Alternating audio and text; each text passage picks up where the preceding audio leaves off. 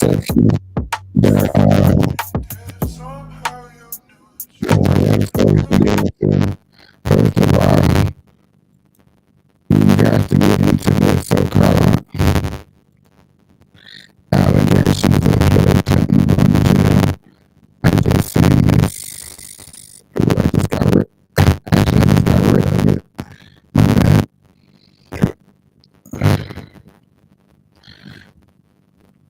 I think this is the era of time where people are definitely looking for somebody to take the blame and go to jail.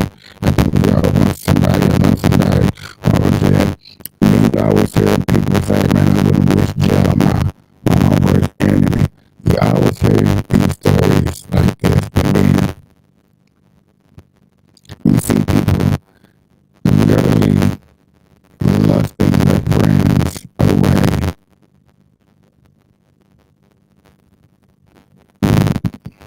Mike Johnson is live at the U.S. Senate speaking like an GOP.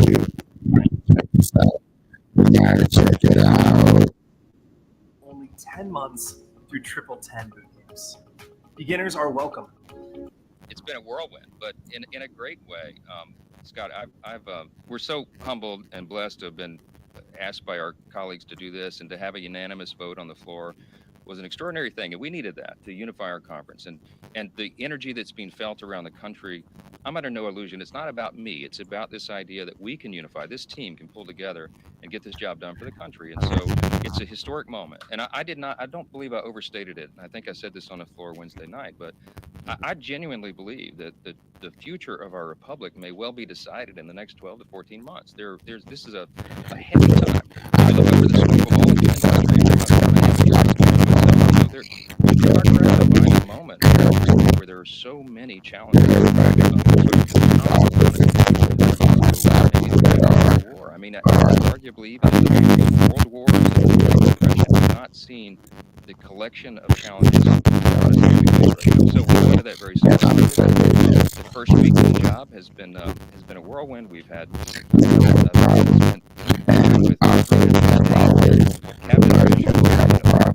secretaries of defense and the chairman of the Joint Chiefs and individual members of the Senate and collectively and everyone.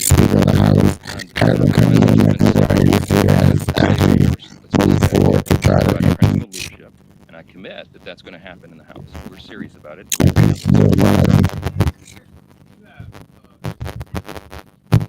That's why I kind of figured, man, this is a mic check one too. I'm trying to start over real quick. Make sure everything's okay. I've thought a lot about it, but I'm not going to review it. But we have some great candidates to chair that commission. And by the way, it will not only be bipartisan. I don't know if you noticed, but when I mentioned that on the floor, our Democrat colleagues applauded that as well. That's a very encouraging sign that this is not a partisan issue. The debt is something that we all have to contend with. And so it's not only going to be bipartisan, but also bicameral. So I mentioned I had lunch with the Senate Republicans yesterday. They were all...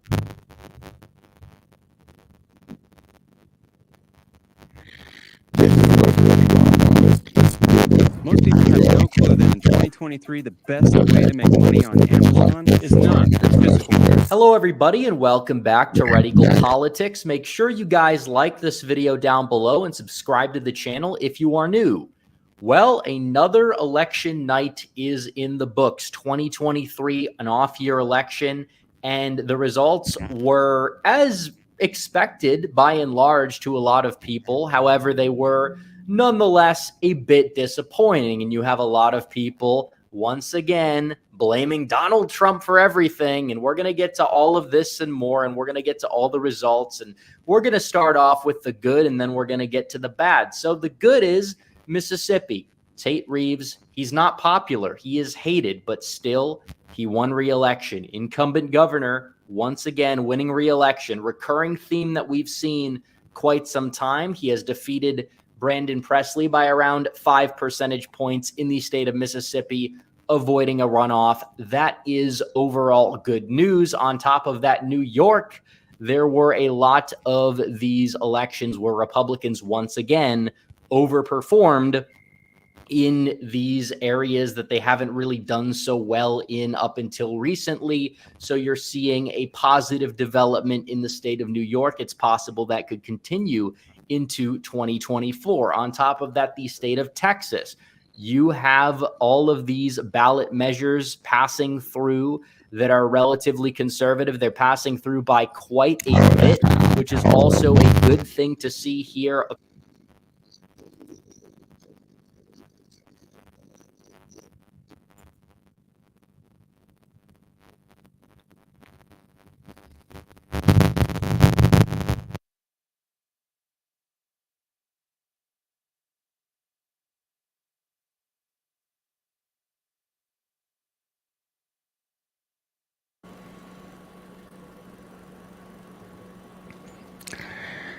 Man, that sounded horrible.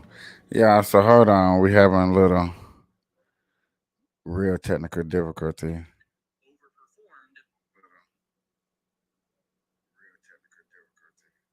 But on my end, it sounds pretty good. Y'all heard in the background. I wonder, did I fix it? There you go. Okay, so I fixed it. Okay, cool. Hey, you knew we was gonna, knowing that I was gonna have a big long night, knowing that I was gonna have a night like this, I expected me to have some type of technical difficulties. It wouldn't have been a Burn Live show without some type of technical difficulties. So, like I said, y'all, we got a long day, long night. Please get comfortable. I understand that most of y'all are going to be in and out of the session with me. Like I said, I'll be here for probably like 4 hours, 3 hours for show at the max. You know what I'm saying? 3 hours for show at the max. I will be playing clips and videos. This is the most expensive phone number a lot in the of world. things that And are I own going on and going down. You know how it is. So there was election. It was sounding horrible. We couldn't get in it. Now we showing you the trial. Ivanka Trump. Man. Trying to get the Trumps in jail to indict themselves. To say, well, this is about them doing, they don't want the Trumps to ever do business in New York City. This right here won't even phase them on the election if they plead guilty to this right here. None of us or anybody really cares of the outcome or how it's gonna look. Because that's not affecting the election. Man, she called.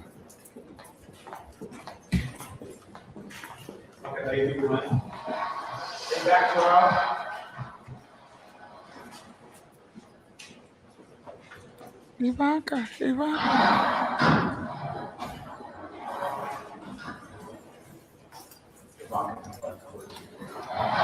What you hearing reporting, Ivanka has just left the building.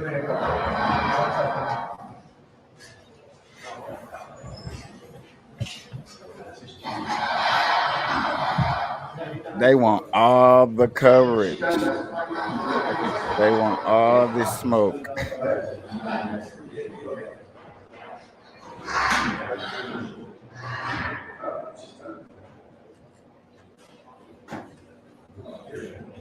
They want all the smoke.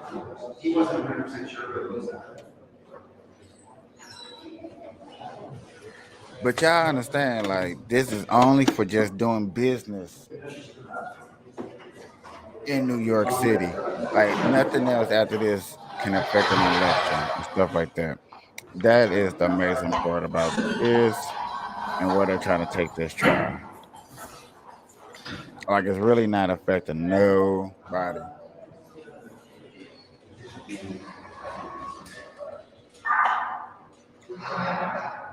We just gonna sit here and stand like there's no more. Like, yeah, she left. So these camera people just standing there pointing at the door, getting paid good money too. For what? For nothing? Sniffle, cough, cold For and flu. nothing. Oh no, Y'all you might as got well it say, too. if Get y'all fast not gonna relief with say it, Alka-Seltzer I Plus. said, they're sitting there getting What if you paid could for make a couple extra nothing. $1,000 a The month lady who using they one little app interview, who on they your phone? already Well, described, has both left. sides, and I negotiate something, and we'll end up with peace on that issue for the first time in 52 years. I'm not going to say I would or I wouldn't. I mean, DeSantis is willing to sign a 5-week and 6-week ban. Would you support that? You think that I think what he did is a terrible thing and a terrible mistake.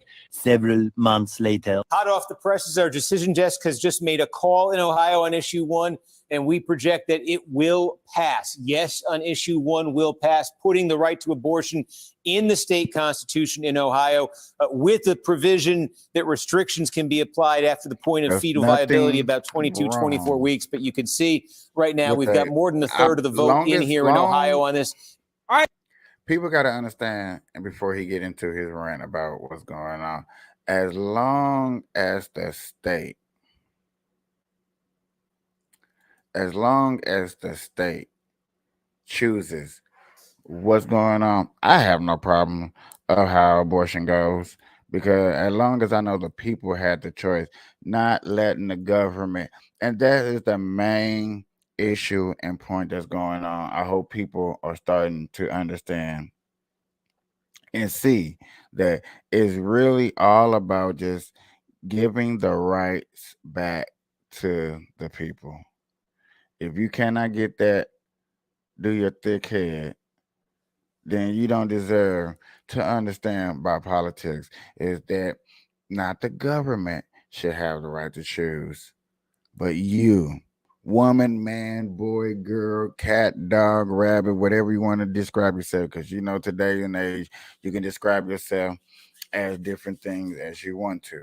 It's not about exactly who, what, when, where.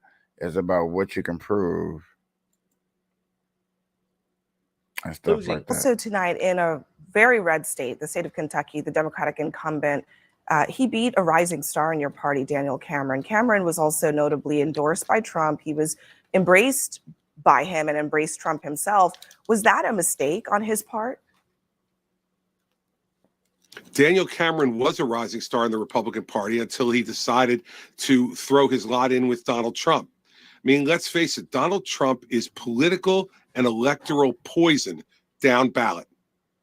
Down ballot, his endorsement has led to Republican defeats in the House, in the Senate rather, and the House in 18. In 20, we lost the United States Senate and the White House. In 22, we underperformed miserably. And tonight, you're seeing us lose again. Daniel Cameron made a huge mistake by embracing Donald Trump and selling his soul to him. That's what he did. And the voters of Kentucky, very red state, as you noted, gave their verdict on politicians who sell their soul to Donald Trump. Yeah, so you see now, you heard that. Dang, Okay, so you're gonna have Team DeSantis. it's weird that, you know, people are going to go out here and choose their sides and stuff like that. And ladies and gentlemen, it is going down tonight. The debate is going down tonight. It's going down in a couple more hours. And in Florida, it's going down in Florida. It's really, really going down. I can't wait to go see it. I can't wait to be live with you guys and posting up stories and doing that. I just want to give a quick shout out to New York Cannabis for approving my video. Smoke One Up approving my video. Cannabis Club, New York, once again, for approving my thing. Piehead Society too. Outlaw Smokers,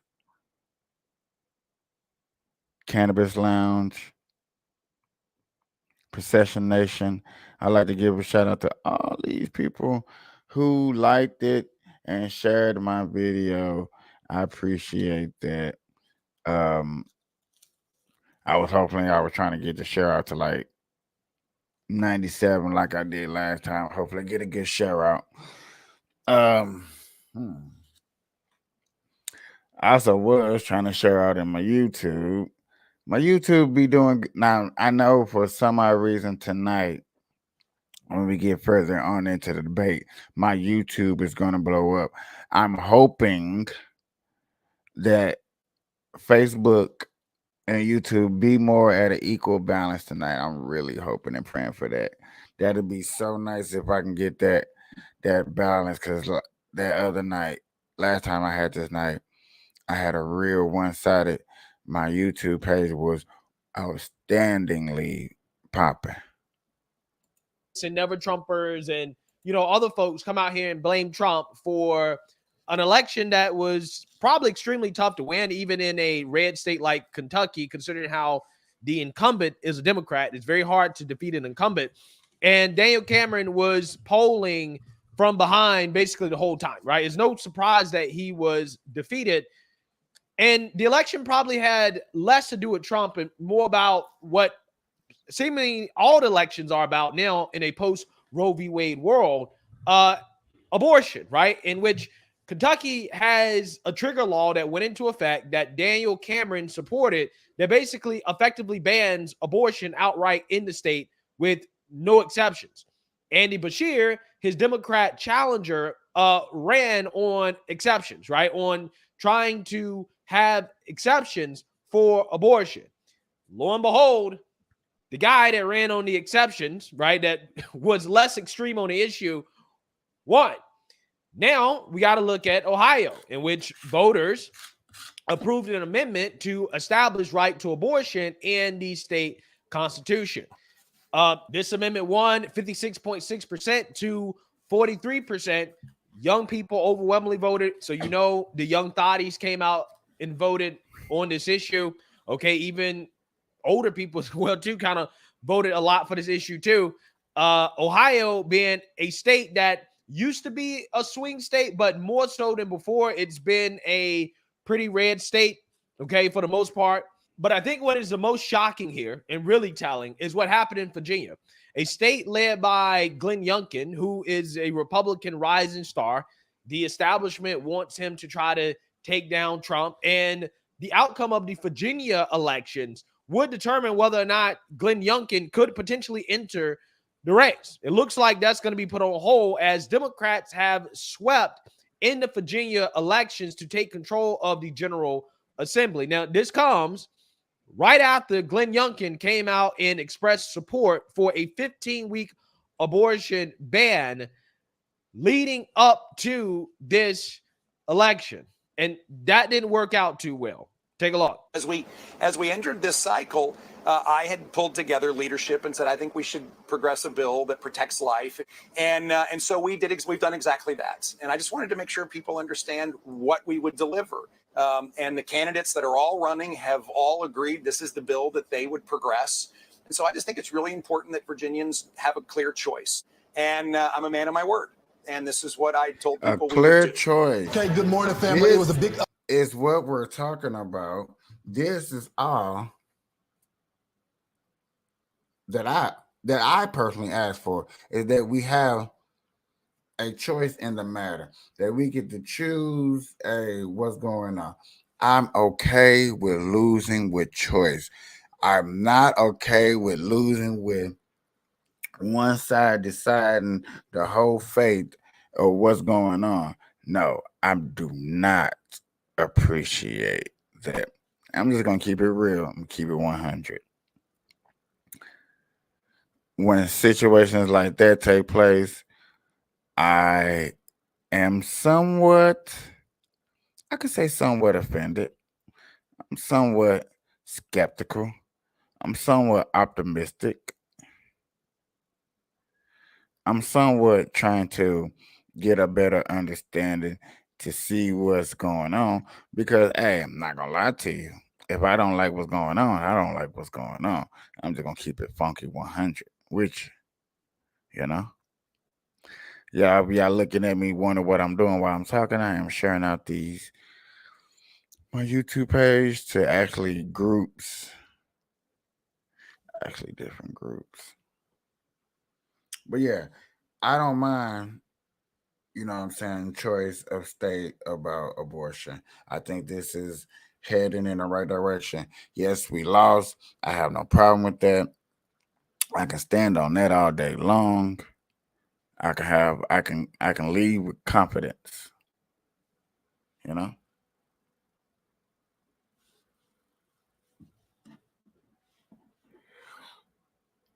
Upset for the governor there. Not only did he lose the House, but they were not able to flip the Senate. Let's look at the map right here. You got Democrats at 51 to the Republicans 47.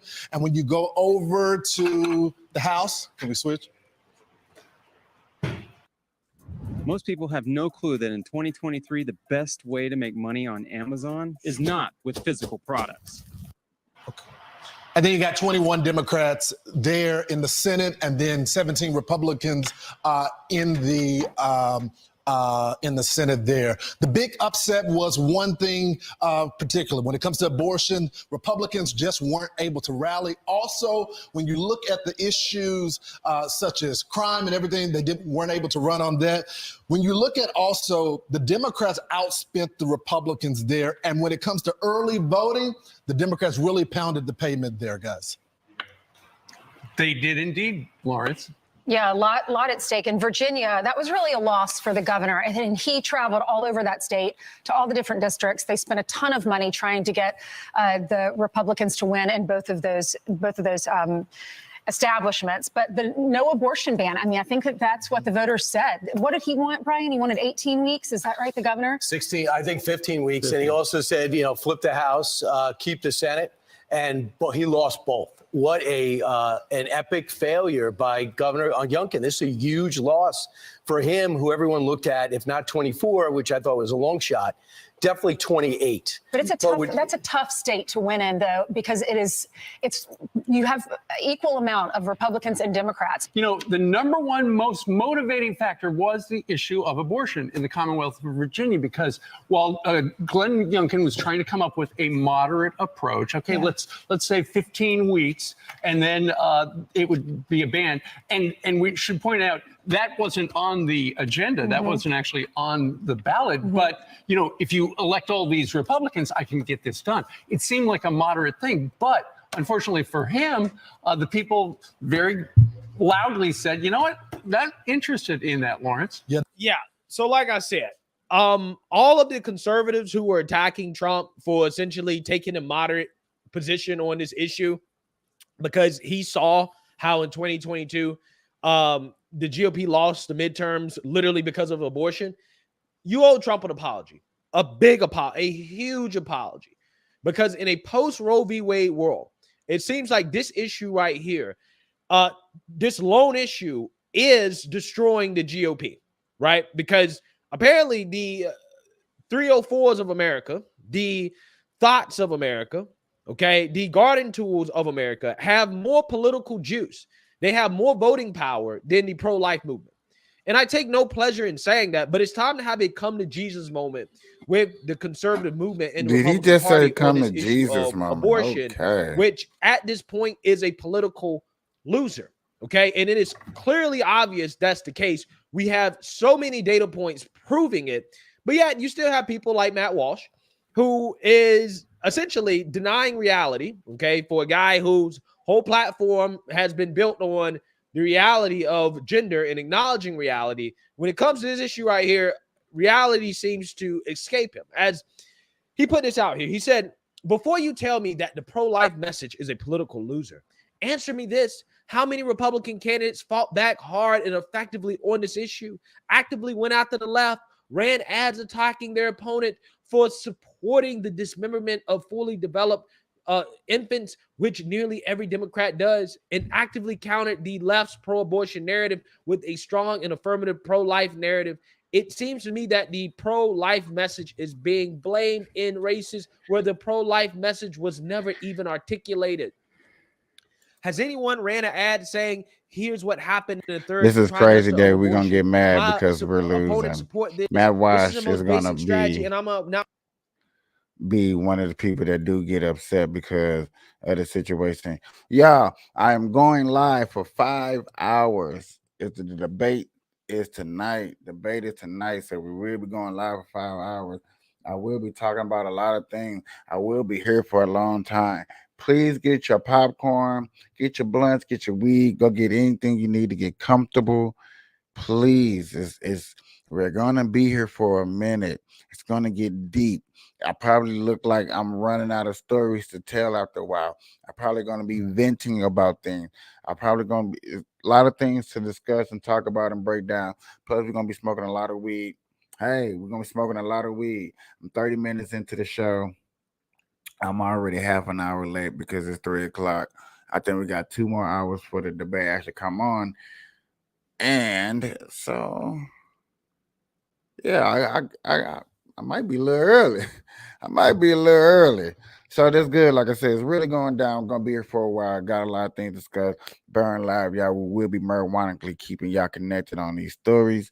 We will be hashtagging these red eyes, making sure that we can somehow try our best to change the viewers I read.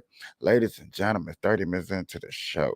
Let's get one of these spliggity, bliggity in the air. You know what I'm saying? Come To get back us and watch football all season prepared for our long, next live video and that's cable coming free up. with YouTube TV. From Now, these videos that I do be There are playing trucks, are and then just there's just the videos and GMC Sierra. creativities that other Available people with have the put. But I And do we've got to talk. have an agreement with some of these videos I do play or I wouldn't play them. I agree with these videos. They on the same ideology as me. So let's get this blunt in the air. Cheers. Ladies and gentlemen, if you're about to take a dab, I need y'all help. I'm going to be here for a long time. I need a good reason if we hear something special during the debate to take a dab. Please put down in the comment if you can find a reason.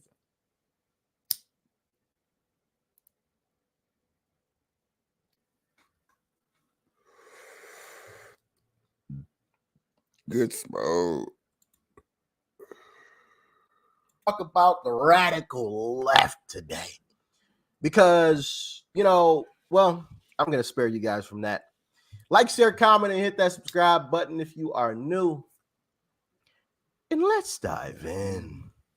So what's the worst thing about Democrats? That they're really judgmental to anyone who isn't a Democrat. They all think they can get along, but they do no effort to do so. How incompetent they are at campaigning and messaging. The fact that foreign policy sometimes requires stepping on toes. They're all hypocrites. Now, I showed you guys that for a specific reason. Did you notice what the first chick said? So what's the worst thing about Democrats? That they're really judgmental to anyone who isn't a Democrat. They all think Yeah. Because the left always tries to make it sound and seem as if it's the right who are the extremists and the radicals, right? And I got on this one. So, my question, do I sound like a radical? Do I sound like a person that jumps over the board a lot with a lot of things I say? Do I jump off the hinges with ideas that I put into place?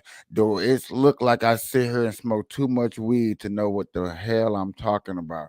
Am I too far gone in society that I believe that Trump is one of the best things smoking?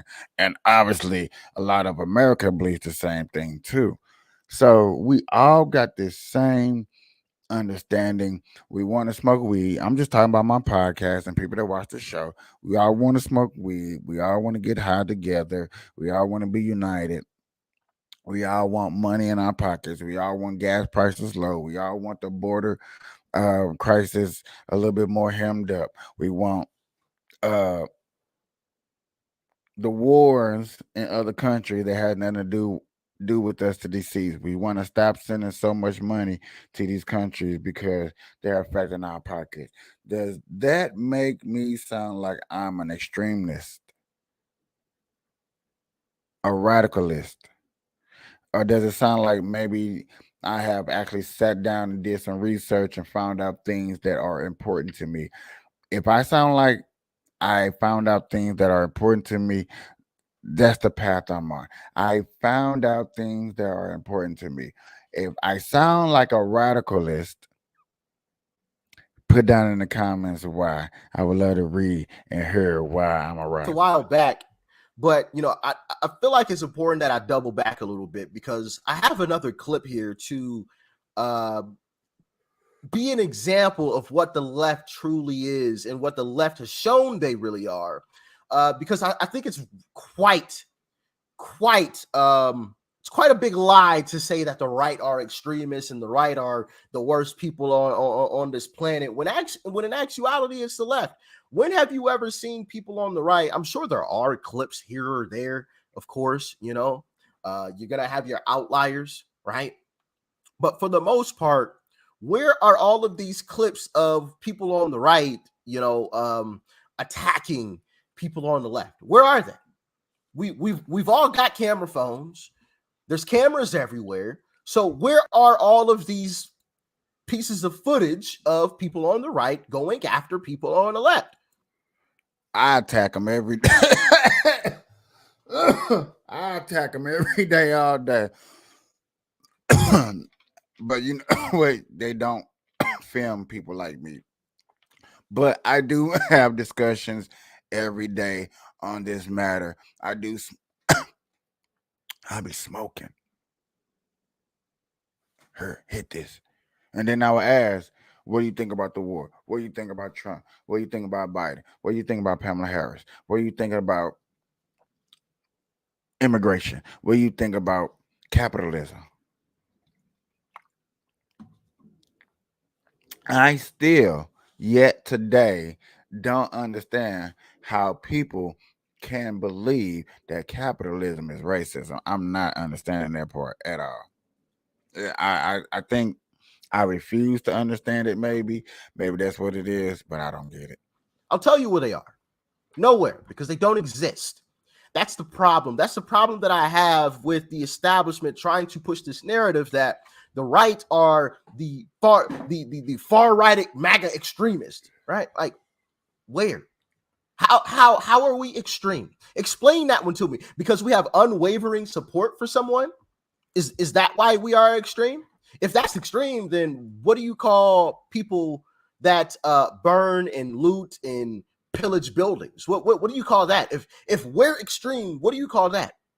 I just have a simple question. You know, it's quite crazy. Y'all can't say that that's we're not called a the bad question. extremists That's when a you good got question. people, That's a very leftist good folks question. like this that I'm about to show you walking the streets. Check out this guy yelling at what do you would call it, a poll greeter? You know, a guy that's I seen this handing video. out Republican flyers. Check this out. Yeah, I seen this yesterday too.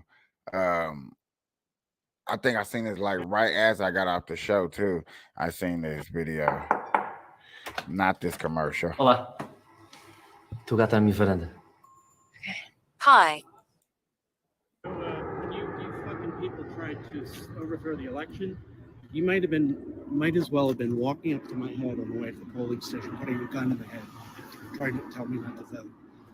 You expect me not to take it personally?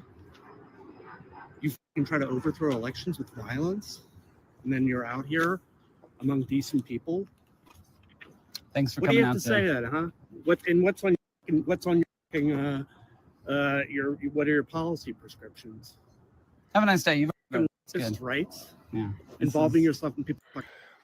Now, ladies and gentlemen, I know y'all looking at this and like, I ain't see nothing violence, and I didn't see nothing violence.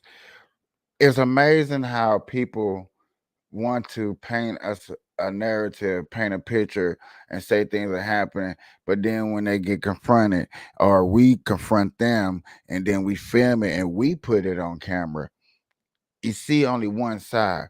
But then you hear all these stories about leftists getting attacked by Trump supporters, but you never see it. But then you see videos like this, you see weird stuff. Like Families in their fucking bedrooms. It's pretty wild. You fucking animal.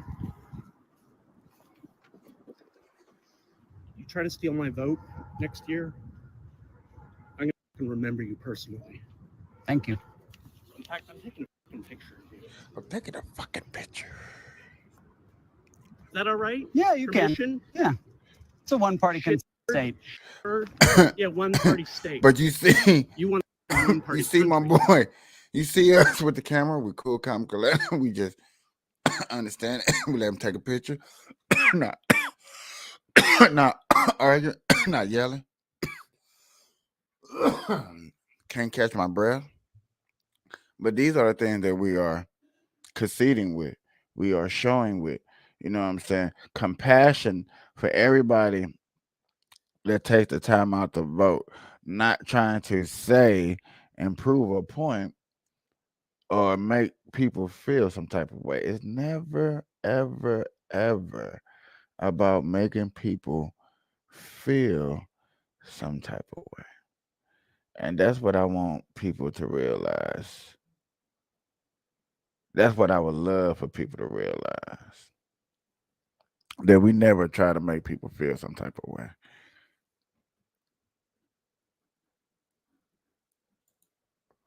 Hey, sir, how are you? Headed in to vote? Could I get a Republican sample ballot? Sure, thank you. You know, try not to be buddy-buddy with these people because they put on the face of a good.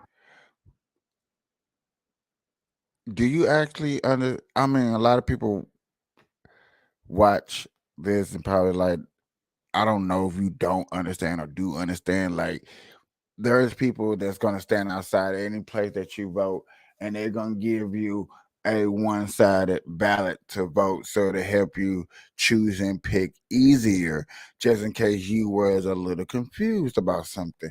That's all that is. It's just something to help you pick and choose what ballot. It's not helping you sway your vote. It's not telling you who to vote for or nothing like that.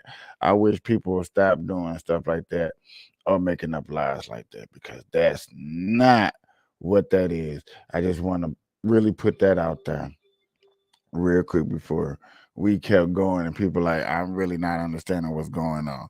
And that's really what's going on. Neighbor, but they support lynch mobs or the KKK or their Bible. He said we support lynch mob and the KKK, which the KKK was funded by Democrats. Keep that in the mind. Keep that in the back of your head. Keep that in your trust fund pockets when you're thinking about who's funded who by some KKK. But understandable, Now, yeah.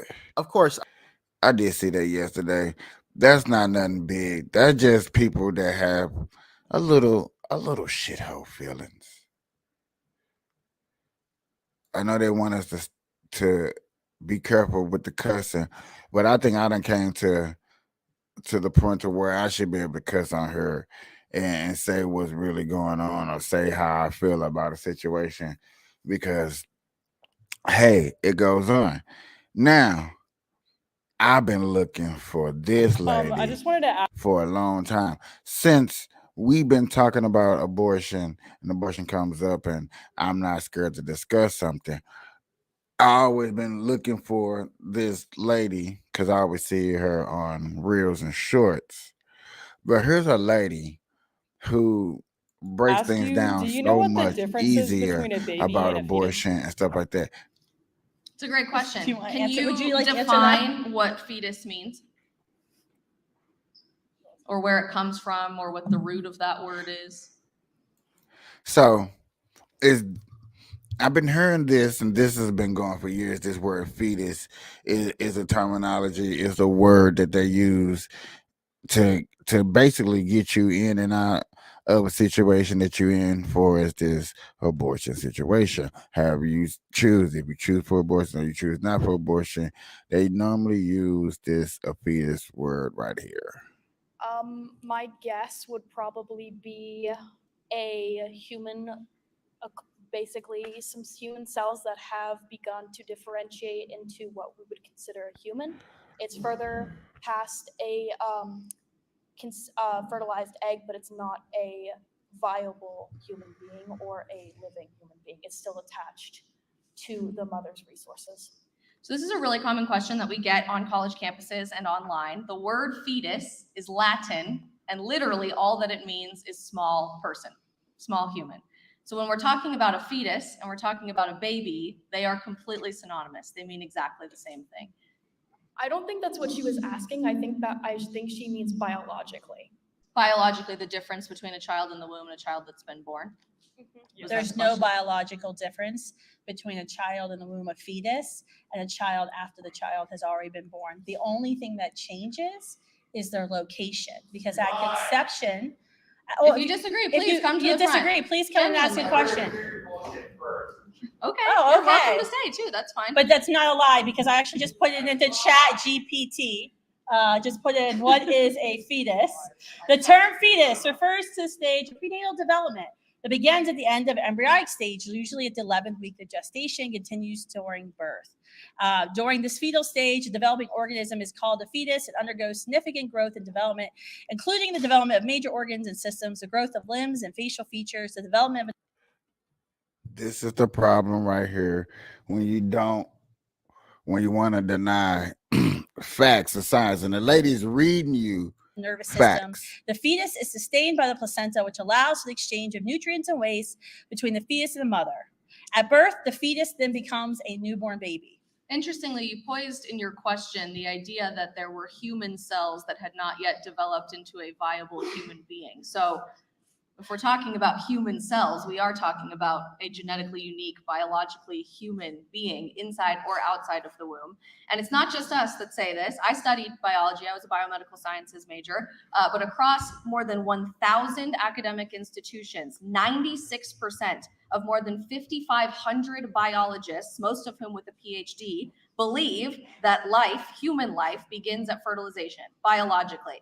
And before you think that that's a pro-life lie or myth, 85% of those 5,577 biologists would self-identify as pro-choice. 89% of them would self-identify as liberal, and 95% of them have PhDs. The vast majority of them were also non-religious. So just biologically speaking, I hope I don't hurt nobody's feelings when they hear stuff like this, but man, I've been waiting to put some of this evidence into my show, let people know why I do pick pro-choice, because you know what I'm saying, I'm just saying, when do a baby has the rights? Y'all hit men with everything in the book that goes on. You hit men with absolutely everything you possibly can. And then a man wants to fight for the rights of a kid, of a child, of a baby. And you be like, you know what? He can't do that. And so my question to people is like, why can't we sit up here and pick up and fight for those who fight for us?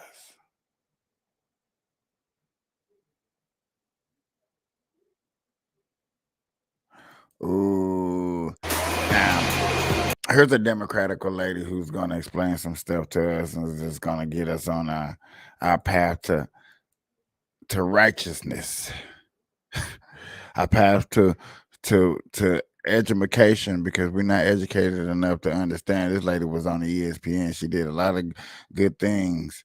And now great business, I feel away. So I'm going to tread lightly with this week's topic because I'm inserting myself in another city's business. Now, last week, social media influencer Keith Lee set the city of Atlanta on fire. For those unfamiliar, Keith Lee is a well-known social media food critic who has millions of TikTok and Instagram followers. A glowing review from him has changed the courses of small businesses literally overnight. Now, in Atlanta, Keith basically exposed a classist restaurant subculture that seems anti-customer and in some cases very anti-Black. Some people were so upset about what Keith shed light on that they not only threatened some of the restaurants he visited, but they had the nerve to threaten Keith and his family over some fucking food critiques. And as of the recording of this podcast, Keith is shutting down his food tour. You can disagree with me. You cannot like what I say.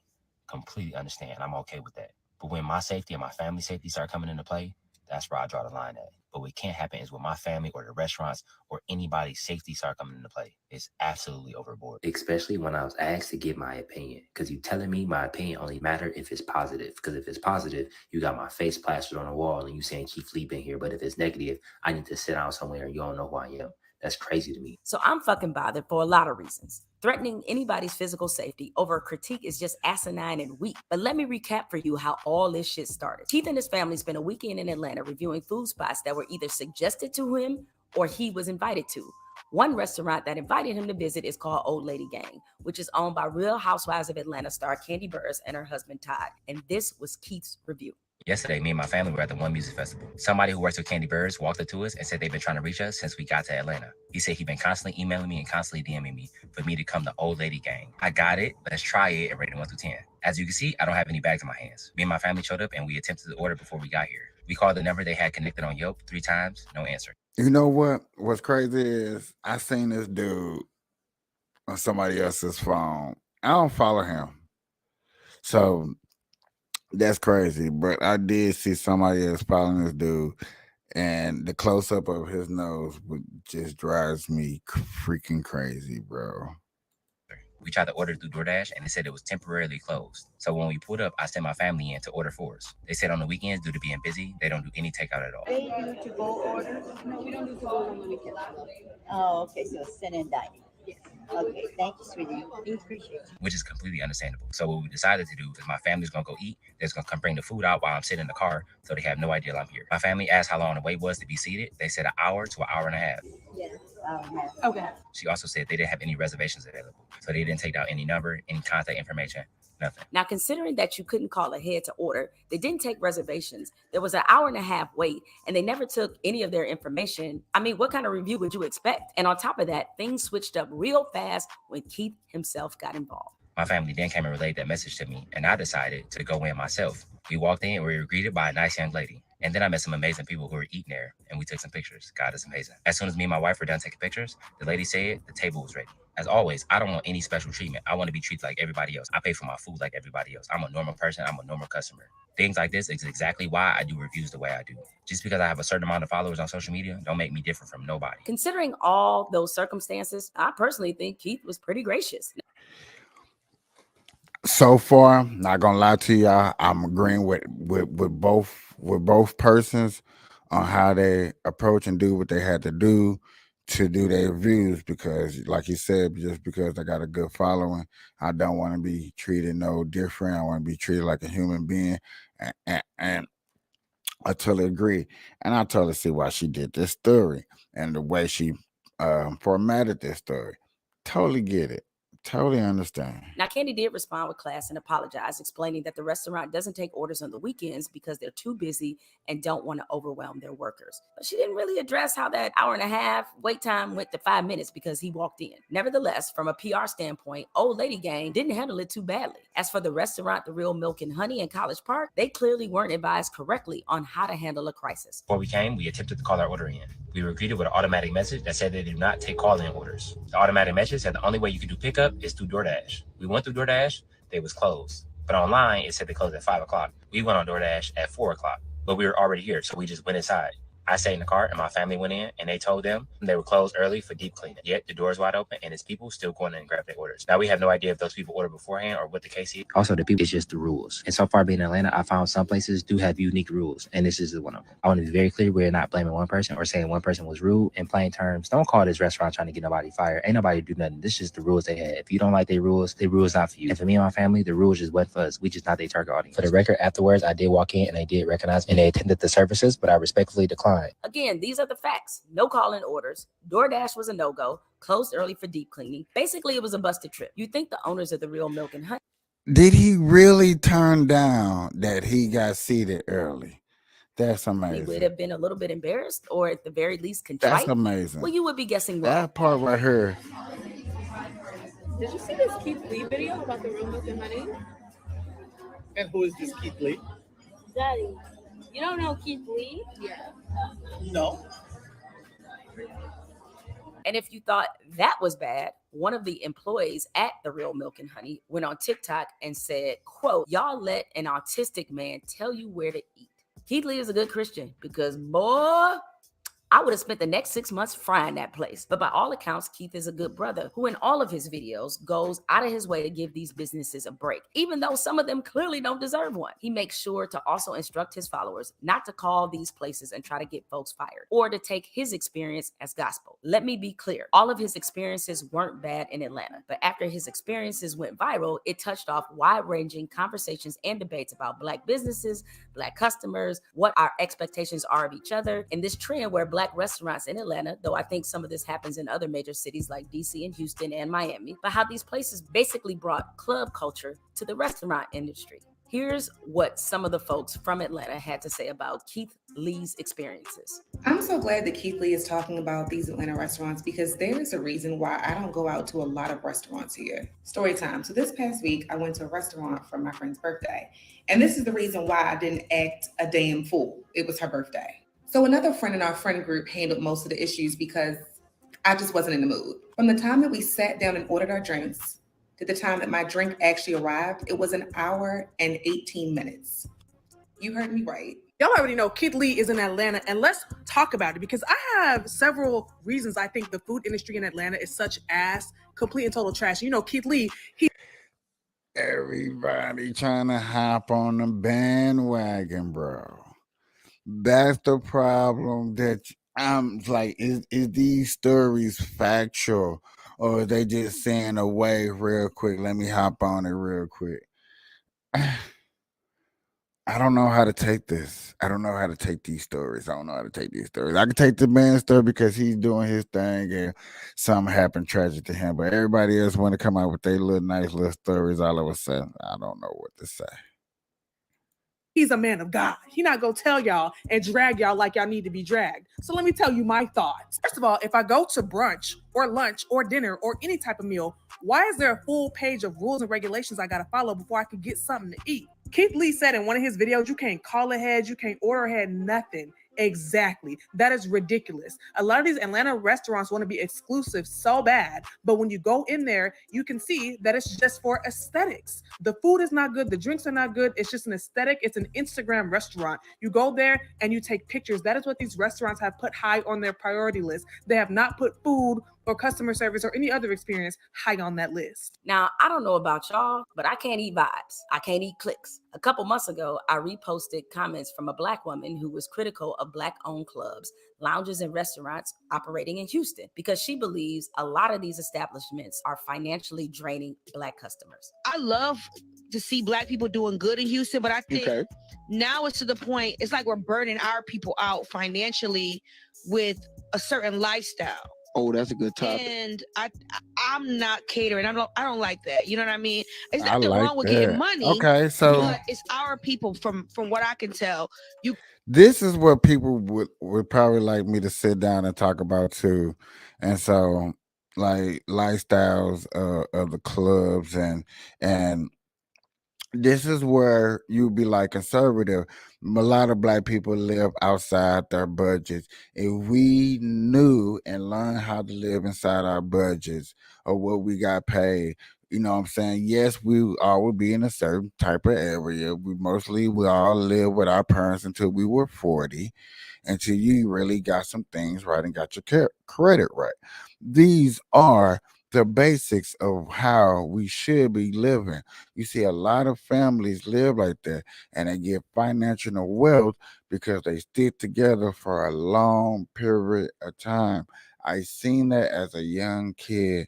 My neighbors was pretty of age and they were staying with their parents, and we thought that was funny because they were grown, not knowing, not thinking, not understanding, and not even getting schooled on like, hey, they're saving money like that. That's why they all in that big ass house. They all got their property. They all ain't worried about nothing. I can go get me cars because we all can pitch in on something. If I have problems, I have help. But yet again, I understand we all don't think like that. And we all wonder why people saying financial help is only for the white folks. No, we never set ourselves up for situations to win like this. This is the problem. But now that it's being talked and discussed, give it another couple more years, things are going to be shaken up. You know what I'm saying? It's going to be a little bit more pride put out here when you put a product out here. Go out to our clubs. Like I can go to an expensive 5-star restaurant.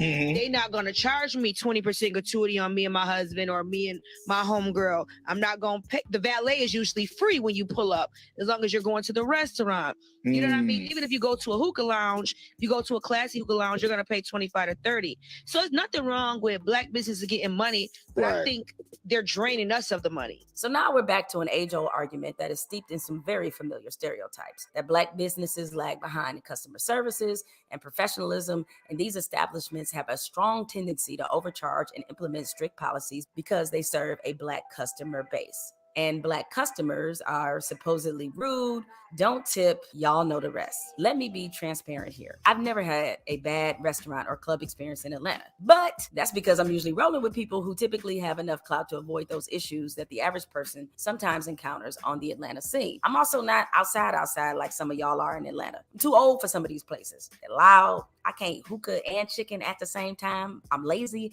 And unless I'm truly motivated, if you got a specific dress code, I ain't got nothing for you. I'm not your audience, and I'm totally fine with that. But from where I sit, I see a lot of room for blame and understanding on both sides. One of the reasons Black businesses struggle to scale and maintain quality service is because they disproportionately face obstacles that non-Black businesses do not. Only 1% of Black business owners obtain loans in their founding year, compared to 7% of white business owners. Black and brown business owners also are 3 times more likely to be denied a loan, and if they do receive one, they are likely to receive a lower loan amount than white business owners. And not only do we not have access to the same.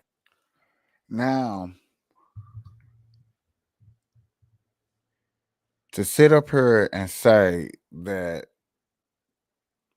attitude, structure, food, quality, and what you're trying to say is because you can't get a loan from a bank has nothing to do with, you know what I'm saying, being a little bit more living inside of a budget. Man, you can be a Black owned, what's that dude, bar rescue dude, and Hell's Kitchen guy? Let them start going to, like, I wish in the month of February they do an all Black Atlanta and go in there and really shake some shit up. This is the point where I'm really trying to make a point and show you guys, like, quit blaming the freaking banks and other people and blame how you want to run your business, because when somebody run their business and they open up, 9 times out of 10 the owner is not there like that, especially New York housewives and stuff. What's she out doing? She out recording, doing signings and stuff like that. Stop playing. Anybody that's truly in the cut, in the house, in the jobs, doing what they need to do is making sure that their place look affordable, nice, and starting something and building it into something else. And you know that, okay, if I am going to take a pay cut, you just got to deal with a little less. But don't point the fingers. Work the little extra hard. And if you can find the reason that it is racist, that is because of your skin color, I'm like what Tate said, dog, call me up and then we can go talk about it. We can have a discussion. We can put in the work and show that this is the problem and maybe we need to do something about it if that's the problem. I'm willing to say that. But if this is not the problem, you don't blame it on the banks. Don't blame it on a white person. Don't blame it on the government. Don't. Because then you're gonna meet a person like me, and then you're gonna be like, well, you just for the white man. No, I'm just for the facts of where the problem really come from. Where did the problem really come from? Truly come from.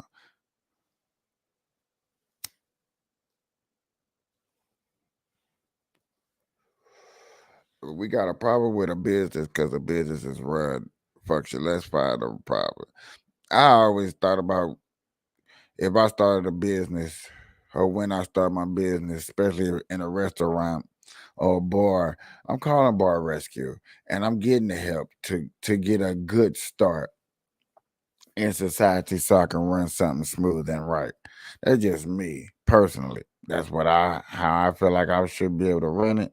And that's how I feel like we should be able to do it. You know?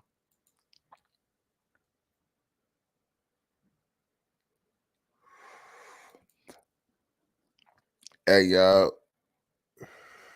I think we got like an hour and a half for the debate start. I started early to like do my normal show to do like my normal podcast for the debate start, and then I would actually go into her and go into debate. So I wanted a pretty nice show for everybody to stick around. That's why I told people it's okay if you know what I'm saying you want to come back and do some other stuff. But yeah, I'm gonna be here. I'm gonna be live for a minute before the debates go on. I appreciate. But back to this story and saying that black businesses is not running successful because of banks. And let's see what else she had to say. Capital. If a black business is in an underserved area, a black business owner will be forced to pay more overhead for security and insurance. And unfortunately, that black tax is often passed down to the paying customers. Too many of us have had experiences with Black-owned businesses where we aren't treated with dignity or respect, and the professionalism is sorely lacking. Case in point are the rules at a lot of these bars, lounges, and restaurants that we know are only in place because they're serving a Black customer base. Take a look at the house rules for the aforementioned Real Milk and Honey. 18% gratuity for parties of 5 or more, or checks larger than $75. No reservations, no menu modifications. So if you have a food allergy, oh well. No parties larger than 4 or more. 90-minute limit on a table and no waiting area inside. So your ass is just basically going to be waiting in the car if you have to wait to get a table. While at white-owned establishments, you see some of these same policies, automatic gratuity for big parties, and in some cases, any party. Also, a restaurant not taking reservations isn't unusual, but I'll be honest, rarely at these sort of white-owned spots or places where white folks frequent is there a time limit on a table. Rarely do I see an entrance fee just to get in the restaurant. Additional charges for condiments. If you want people to be committed to supporting Black businesses, you can't be charging us 25 cents for air once we step into your spot. I hate to say I agree with her, but I believe it's the painting of the picture where she puts the racial dividing into the picture, and I'm like, I don't do that. Don't put the racial point into the picture. Just state the facts of what the problem is.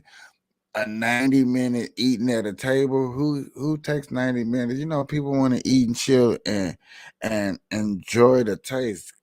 Not worry about how long we is here to eat because you got more lunch. Okay. All right. Now I'm not even finna go further. We played a lot of this video and understand maybe this is the reason why I haven't went to Atlanta. Cause I'm not saying that I don't have time for that type of experience, but I definitely don't want to go through an experience like that. Like flat out. Like point blank, point period. I am not trying to go through I'm not trying to go through nothing remotely like that. Not telling me I'm going to eat 90 minutes, but understandable. If you're popular, if you're overpopular and you're doing it and you're busy and, you can't find a place that's big enough to hold a bigger venue, then you might have to do that. You might have to.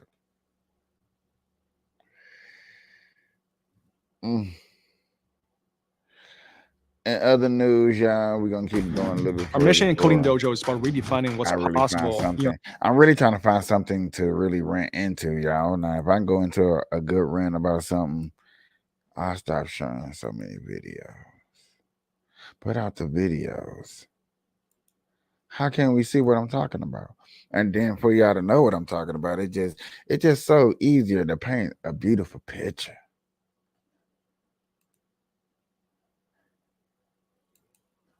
I think so. In other news, y'all, check this out. Let's see what happened. Fine in a New York courtroom as the fate of her father's business empire hangs in the balance. The former Trump Organization executive is not a defendant in the $250 million civil fraud trial. An appellate court removed Ivanka from the case earlier this year, but her father and 2 adult brothers, Eric and Don Jr., and their company are defendants accused of participating in a decades-long scheme to inflate assets to secure more favorable loans. Court just broke for lunch. Kara Scannell has been there for the testimony. What has been revealed so far, Kara? Well, Pamela, and Ivanka Trump has been on the stand for about 2.5 hours, and they've gone through some of the deals that she worked on while she was at the Trump Organization and that are part of this lawsuit, including the Doral Golf Course in Florida and the old post office building in Washington, D.C. Now, on the Doral project, they've shown her emails where she's acknowledging she was negotiating different terms for the loan they wanted to take out, shopping it around to different banks, ultimately going with Deutsche Bank's private wealth group with Donald Trump's personal guarantee that allowed them to get a lower interest rate. But when she was asked about that, she said it wasn't something she considered at the time, that they would have a different rate offered by one side of the bank and another rate, a better rate offered by another side of the bank. So distancing herself a bit from that. They also talked about an apartment that she owns here in Manhattan, a penthouse that had an option to buy it for $8.5 million 1 year. In her father's financial statements, it though was listed at $20.8 million, so about 2.5 times more than what her option was. When she was pressed on that, she also distanced herself, saying, I wasn't involved in his statements of financial condition, so I can't say what it took into account or what it didn't take into account. Now, when we moved over to the old post office building, this was the deal she was heavily involved with in negotiating, getting the deal from the GSA, the federal government, and also in financing the loan of this. So they started to ask questions about this. We're focusing her in on the proposal that the Trump Organization presented, which included Trump's financial statements, as part of their proposal. So she was shown some emails that indicated that GSA had some questions about the financial statements, that they did not adhere to all the accounting rules. They were really pressing her on this, asking about a meeting where she attended in Washington, D.C. with her father about this. And she said that she didn't recall them speaking about the financial statements in that meeting. Instead, she said they were talking about the vision for this. And she was making comparisons to that old post office building that they eventually converted into a hotel, and the Plaza Hotel in New York. One of the assistant attorney generals questioning her became frustrated because he was saying that she seems to be able to talk at great lengths about things like the Plaza Hotel, but when he asked her a direct question, she doesn't necessarily recall the answer, because as they've tried to pin her down on some of these specific emails, she has said she doesn't recall receiving them. She says she's not saying that it didn't happen, but she has no memory of it. So her testimony being a little bit in contrast to her brother's, where she is engaging more in the conversation. She does seem to remember more details of them, but also she's saying that she doesn't recall some of these specific details that the Attorney General's office is trying to get down. But again, as you said, she is not a defendant in this case. So this is not questions that are really going to her state of mind, more that they're trying to just get some of this in the record, that there were some questions from the GSA about the Trump's financial statements. And that is because the Attorney General's office is trying to use that as far as what they want to collect in terms of damages or ill-gotten gains in this case. So they have already shown documents that show that Trump had sold the old. If she laid it all out there for us. We get to see what's going on. I don't see how that's going to hurt your boy Trump. Or if you're looking for this case right here, which I know a lot of people cannot be looking for this case right here to hurt Trump. This is just another way to tie him up for his campaign. So he's like, hey, you know what, I can't campaign. Yeah, I'm gonna get into this other story real quick.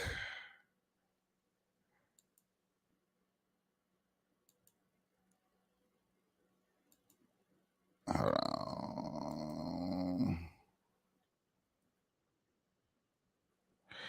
I'm gonna get into this other. I'm gonna get into the main topic just to give people somewhat of a warm up of what we're gonna be getting into. What the main reason why people came here, and stopping by. Appreciate everybody stopping by. This is for the debate. I did go live early for the debate, and only reason I went live early for the debate because I wanted to actually put on my actual podcast show before the debate, kind of making it a little special, make it early, get some people in here getting to see what type of hard work I try to put in or what type of show I put in. Now, like I said, y'all, this is a marijuana channel. We supposed to smoke weed, cheer, have a good time. And and just learn and see. Spread this if you would like to. I'm never gonna ask for no money because I'm not monetized for one, thank God. So none of that. YouTube and Facebook don't give me no check. I'm not looking for a check. I just do this out of kindness of my heart. I love politics and I love discussing it with you people and everybody that sits here. I love smoking weed. I love having debates and conversations and anything like that. I do have a chair next to me. Whenever people would like to sit at the chair or you would like to FaceTime and come and join, as long as you at least join for an hour, I highly appreciate anybody would like to join the Burn Live show and participate in the conversation. I have no problems with that. It's a good thing.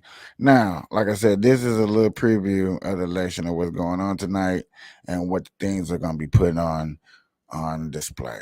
I would think I was going to run this video just to give people a little um, commercial presentation. News.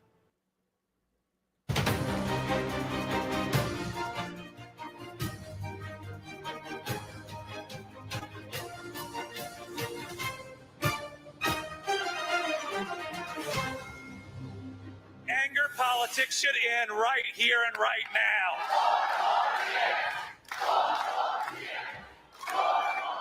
Yeah. I'm a little disappointed, to be clear. Ohioans United for Reproductive Rights passed issue 1 and put Ohioans back in charge of their decisions about pregnancy and abortion.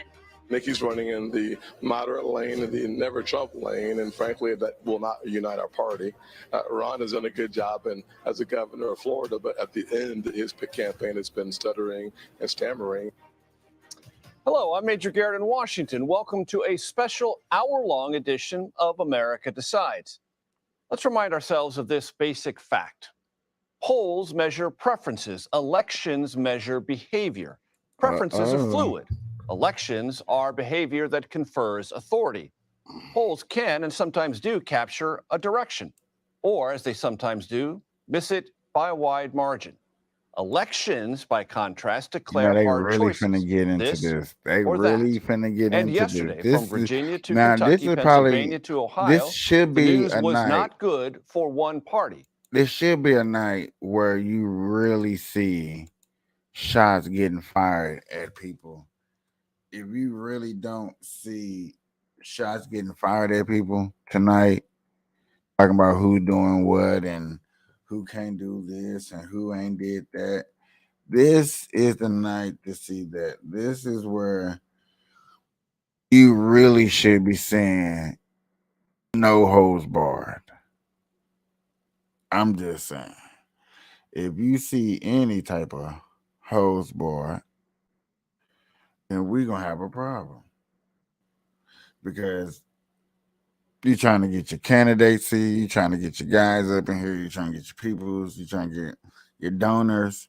And that's what it's about. It's really trying to get your donors to say, okay, you know what? I need him.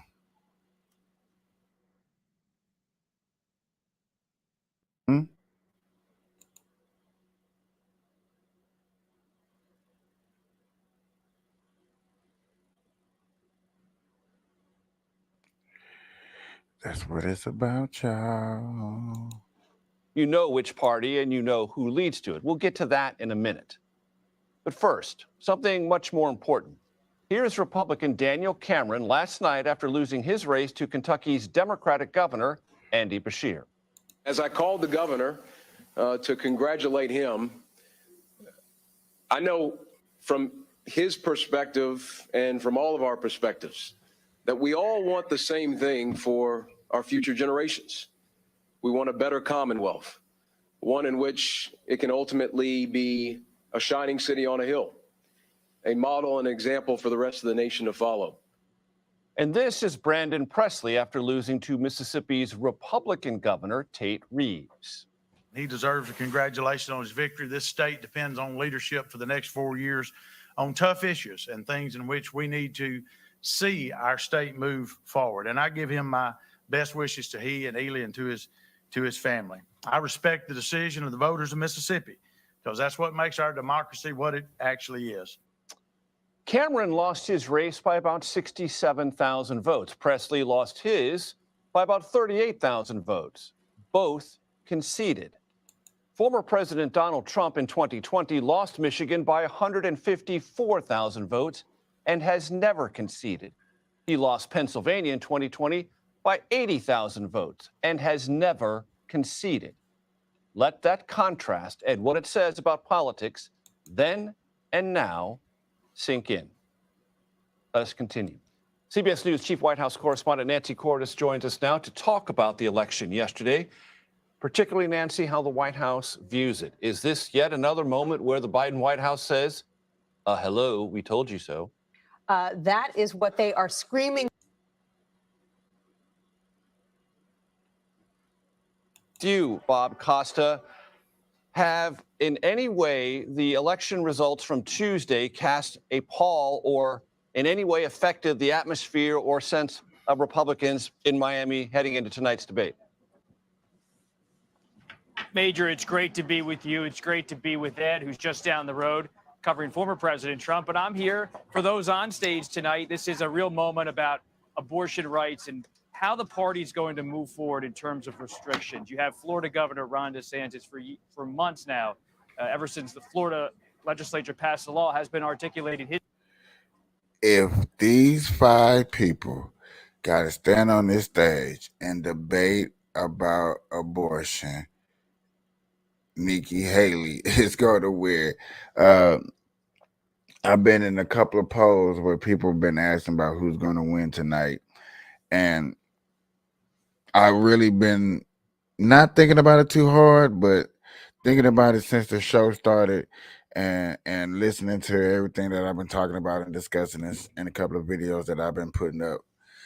I really think tonight, if the matter of abortion is a good 60% of the debates, they seem in a way to rephrase the abortion different ways, because that's what they're really going to do. Nikki Haley's going to win, bros. It's going to be Nikki Haley versus Trump. And I think a lot of females, especially in the Democratic Party that are black females, are going to want to see that and going to want to hear about Nikki Haley. And you might get a swing. You might get a first female, I keep saying black, first female to actually do something major and pull up another upset that people want to see, like Trump. You might get that. I know you're going to get an upset tonight if abortion is the main topic. I'm just saying. His view that he supports a 6-week ban on abortion. But last night, as we all have been covering, Virginia Republican Governor Glenn Youngkin and his allies, they got a pushback from the voters on his proposal for a 15-week ban in Virginia. So you can expect some debate tonight, some actual policy debate about where the Republican Party needs to go on abortion rights. Should it continue to put it front and center like Governor Youngkin did, or should they try to reframe the party message in 2024 and put President Biden's economic message, that so-called Bidenomics agenda outlined by the White House, does that become the target point versus moving on the abortion front? And you mentioned that Ed O'Keefe is down the road from you. Ed O'Keefe is in Hialeah covering former President Trump's counter-programming event tonight. He will be there, I think, to gather at least one somewhat important endorsement and to give his own assessment of what happened on election night. Ed, what are you picking up about what the former president might do or say this evening? We might hear a little bit about last night, Major. I will be listening, especially to hear if we hear anything from him regarding abortion and the fact that that issue was defeated in Ohio and was a factor in those Republican losses in Virginia. But perhaps more immediately, will he say anything tonight about the ongoing conflicts in Israel and Ukraine and whether Congress should be working with the White House on sorting that out? He has been far more outspoken in expressing concern about ongoing military engagement, especially in Ukraine. But does he continue to amplify and push for the strategy that Speaker Johnson has adopted to require that Israeli funding be offset by something else and, in essence, slow down the money getting to Israel, because remember, lawmakers are more likely to be taking cues from the guy who speaks here tonight than the guys that speak down the street in downtown Miami. He's got about, he'll probably hit four figures in terms of a crowd here tonight, which would be about what is going to see the five other contenders in the Opera House in downtown Miami. His son, Don Jr., is here, among others, Kerry Lake, the Arizona Senate candidate, and as you mentioned, Arkansas Governor Sarah Huckabee Sanders set to finally There's a lot of endorse people him. at The the Trump Trump world has been rally. waiting for this endorsement, not terribly pleased that it's taken this long, given that she, of course, was the next most visible face in the Trump administration after him.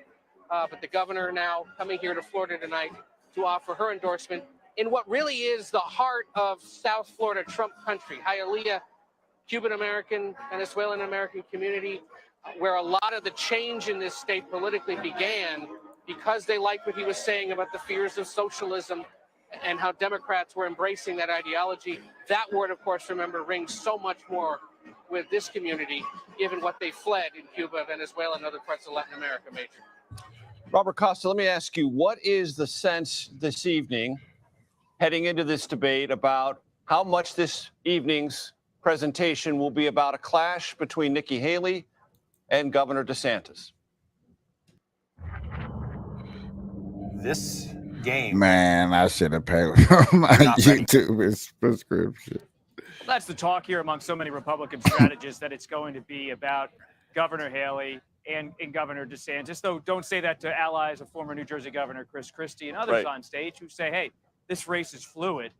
It's not just about DeSantis and Haley. But after Governor DeSantis got the endorsement of Iowa Republican Governor Kim Reynolds in recent weeks, there's now a play to see who's going to start to really make some movement in New Hampshire. And I just sat down this week with New Hampshire's Republican Governor Chris Sununu, and he said he's still weighing his own endorsement. So you can expect tonight the nation is watching, at least some Republican voters will be watching this on another network. And at the same time, New Hampshire's governor will certainly be watching this and keeping an eye We are on gonna the be. DeSantis-Haley I'm just dynamic watching that you because outlined. I'm interested to see And Robert, sticking who's with going to you be for just one facing second, Trump. there is a sentiment among Who's those facing who Trump? still Who support got South the Carolina balls Republican to Senator put Tim in Scott that if there the is tonight word to want a to face rancorous clash Trump? between Everybody claimed they got the balls. Everybody know what's going on. You know about the allegation of Trump. You know how the mug shot of Trump. Everybody know you cannot out rally Trump. I mean, the experience of what he has done in office and really has done, you cannot fathom. You cannot back it up.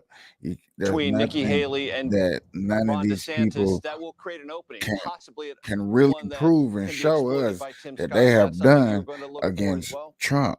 That's why Trump has not been to none of it's amazing that I covered all of the debates. I think I covered all of them. I know I covered two for sure.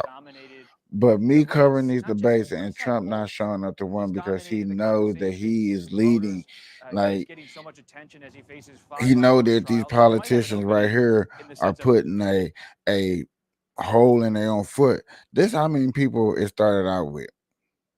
Now it's -2 because these two right here didn't even make the credits to even go forward. They couldn't even make the credits to go forward. What do you want from these people when you say that it's time to make a change?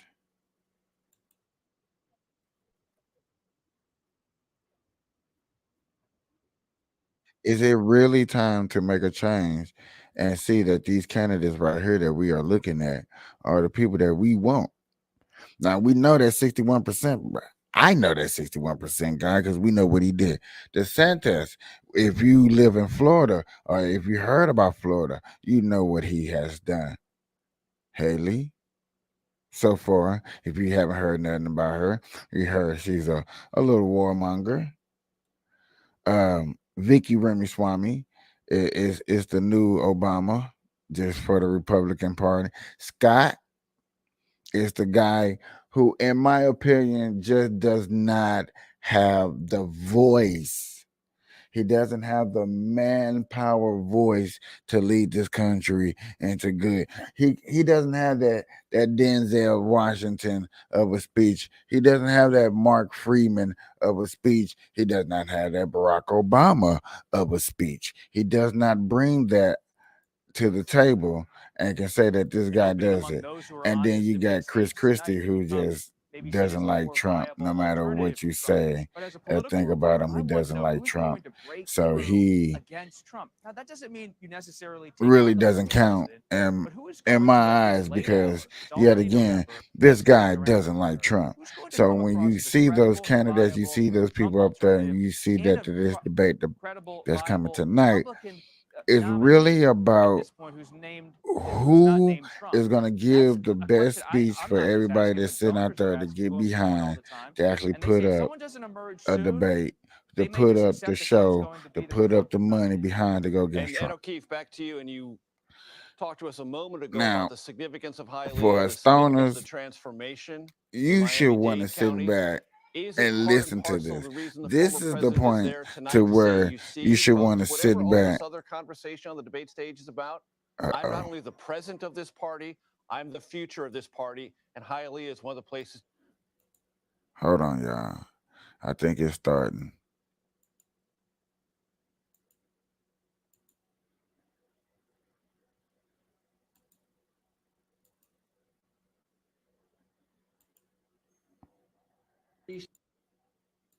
I am 99% sure. Well, actually, I'm 100% sure now, because there is an empty stage up there, and if we've learned anything from the Trump era, it's that there will be no shortage of empty podium coverage. But I think I'll continue my pre-show, and as soon as these people take the stage here, then we'll continue that show. But I will stay full on this screen so that we can keep an eye on what's happening. Again, the people. Okay. So yet again, while he's doing that, let me try to find NB.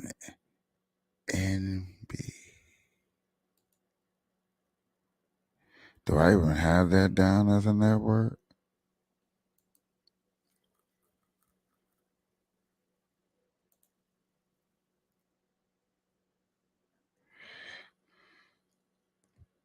There is one person I was looking for to cover through his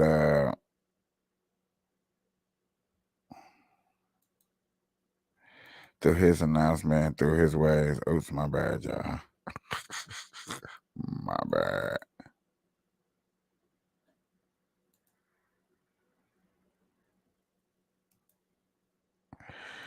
I'm just trying to. Okay. So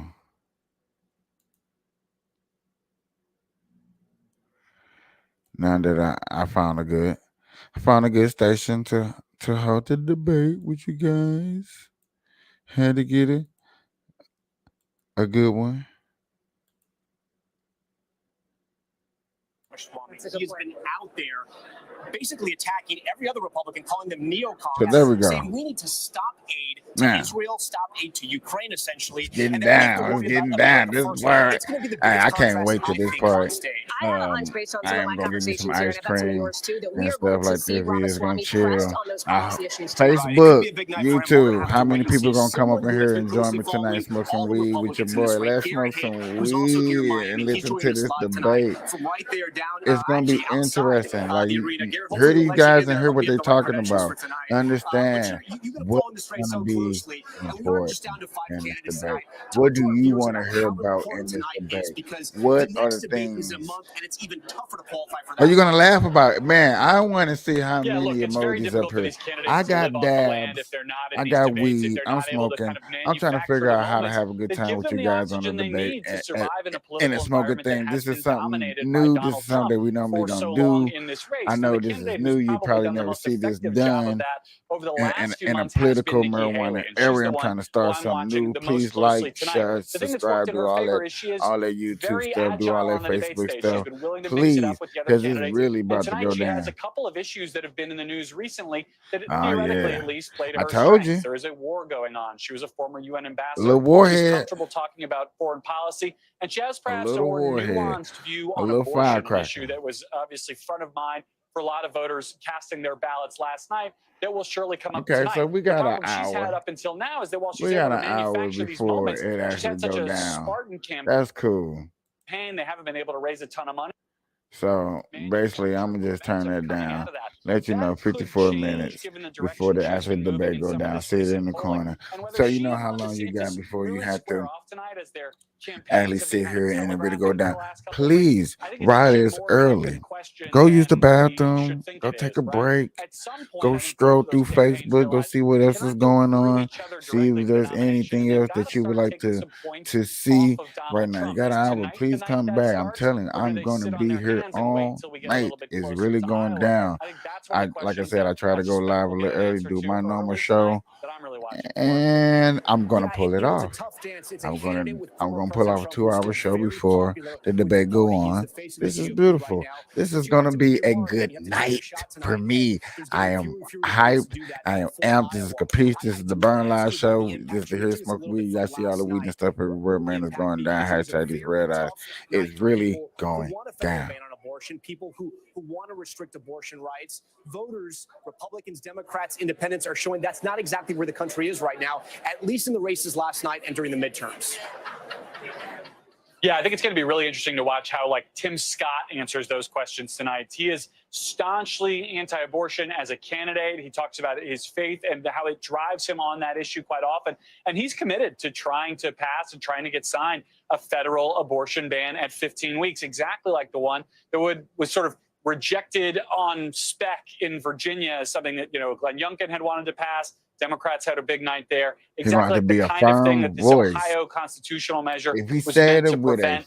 He's in a bit of a tough spot given how strongly he is on the record on that issue. So too is Ron DeSantis, who signed a 6-week abortion ban here in Florida. Joe Clark. I interviewed I his need that campaign Joe manager earlier today Clark on Meet the Press Now, who voice. suggested that I questions wish I about had abortion and national number. bans I'm like, should be listen here, treated as before you go out there theoretical on that because they stage, would you never don't come pass with a that Joe divided Clark Congress. voice. That's a different Watch position Lean for on Me. DeSantis. But it is the position that Nikki Watch Haley Lean has on had Me. for quite some time. Come So, with a again, serious does voice. that play to Come her like you mean it. comfort level Act talking like about the this people issue next to you where that she's you're always kind debating of on that preached stage is there not needs to be even more of a directed national you discussion and and that we all need to those let the people that states are watching. take the lead You're here. on the That's main where the stage. voters You're pointed one us last night. click Nikki away Haley from was already standing presidency. there.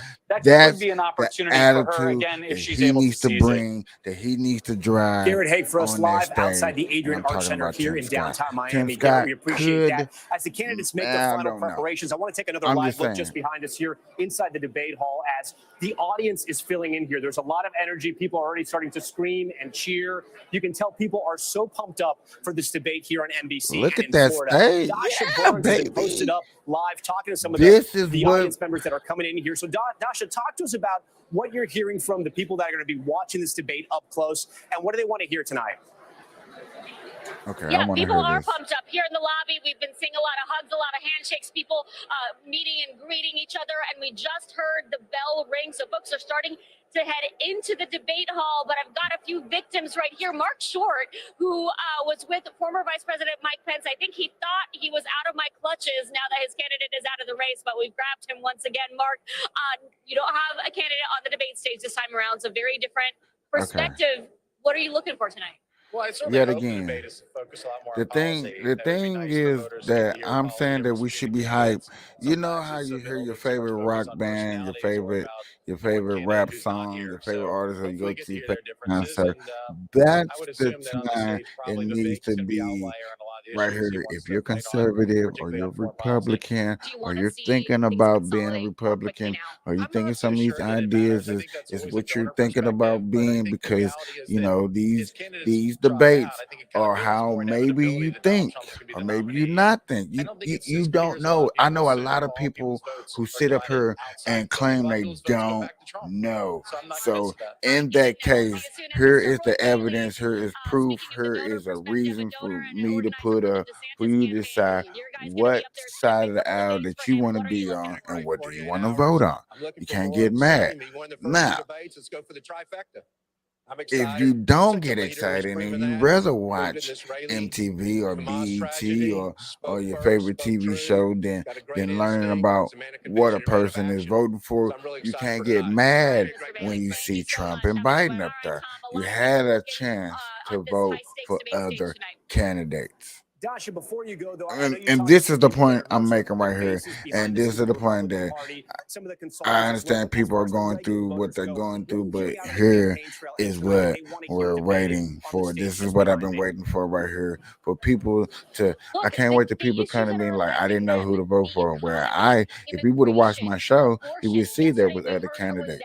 There were other candidates. Which was basically, Tom, a rebuke of what Republicans have been pushing across the country, which is a restriction on abortion rights. So how do all of these things play tonight? They are gonna push abortion all night. Nikki Haley is gonna thug her way through this. Man, she's gonna cruise through this. If you don't think that she is not gonna cruise through this all night, you are sadly mistaken. One of them can be the real alternative. You are sadly mistaken.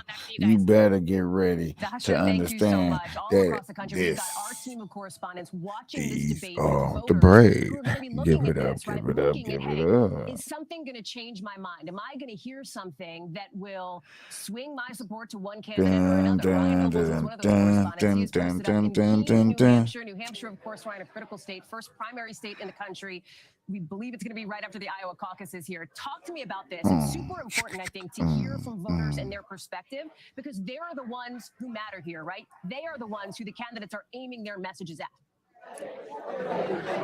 Yeah, that's right, Hallie. And, you know, New Hampshire voters in particular are fiercely independent. They pride themselves on that independence. And even though the polls show that Donald Trump is way ahead in this race, these New Hampshire voters that I've been talking to tonight still say that they're keeping an open mind. And that's part of what they're going to be watching for into tonight's debate. And I want to introduce you to some of them. This is Beth Ann. She is a small business owner. Her husband is a veteran, and these the people I she's want to hear undecided. from. So what is it going to take for one of these candidates to break through for you tonight to get your support? Well, I think for the most part is I want to see how they interact with each other in the same party. I think it's time to move forward in this country, stop looking at the past, and unify what we have as citizens and parties, and find a candidate that maybe it won't be the one that I pick for president, but maybe another one that would be a great vice president to whoever I choose. I'm still not there. I want to see what they have to say tonight. I want to see their interaction, and I definitely want to see some unification and something that has some foreign policy as well.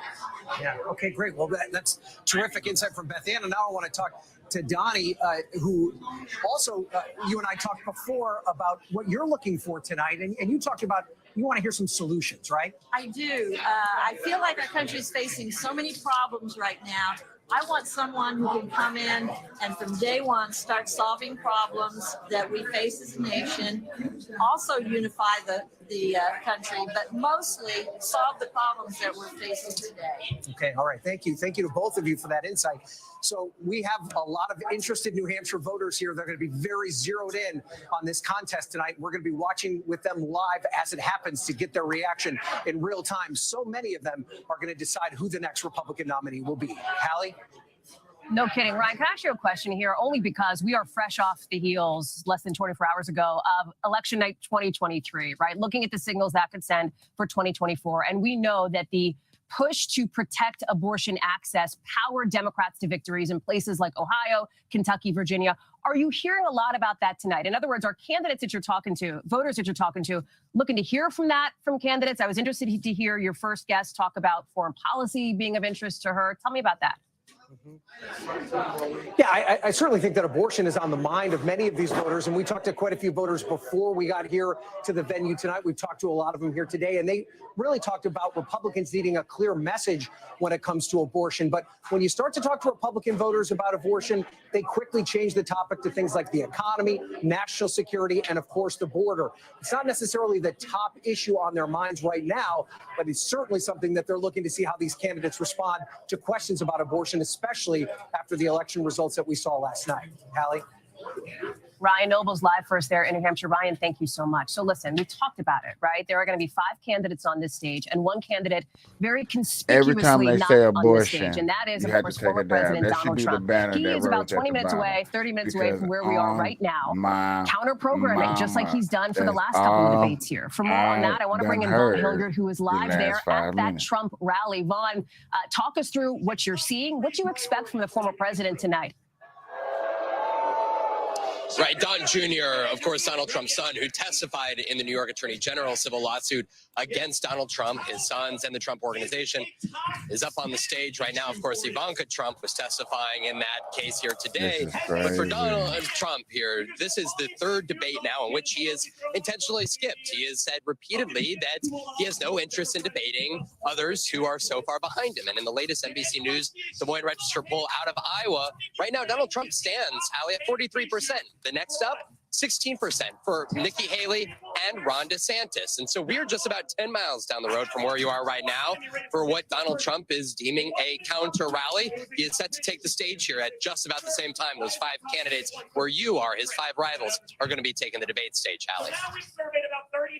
Hey, Vaughn, Tom here. I'm going to jump in. You know, I saw something interesting as I was driving around Miami-Dade, something I hadn't seen in a long time, and I'm from here. There was a guy on well, first of all, there's a traffic jam, and I'm like, why is there traffic at 10 a.m.? Okay. And there was a guy on a bicycle, and he was holding a Make America Great Again flag, and he was riding his bicycle in the lane of traffic, and no one was honking their horn. And this was in South Miami, Coral Gables area, a little far from Hialeah. Vaughn, my point to you is that he is beloved down here in South Florida. How big is that crowd? Because just looking at it from your shot, it looks massive. I want to say it's maybe even comparable to the debate crowd we're seeing tonight here in downtown Miami. So, Mitch. You know Hialeah well, Tom, here, and this is a heavily Cuban-American population in Miami-Dade County, really arguably his best area here, and a key area that has allowed him to win the state of Florida twice. I want to just be clear, Tom and Hallie, this is quite a scene here. There's at least a couple thousand folks here at this football stadium in the middle of this community. He is set to take the stage in just a little less than an hour from now. Roseanne Barr was here, Kimberly Guilfoyle, Carrie Lake. There are several other allies who will be taking the stage here. For Donald Trump, he has made the case that Republicans should move on past this primary, instead focus on beating Joe Biden, not only through donors and financial means, but also for the voters to really set their eyes on on Joe Biden and the Democrats. And Donald Trump right now, he has not been forced back to the debate stage. And frankly, the other Republican campaigns had hoped that indictments and the major New York lawsuit would perhaps close the gap there with some of these polls. And let's be clear, there are 68 days till Iowa caucus, 2 months, plenty of time for things in this race to change. But for right now, Donald Trump clearly does not feel compelled to go to that debate stage.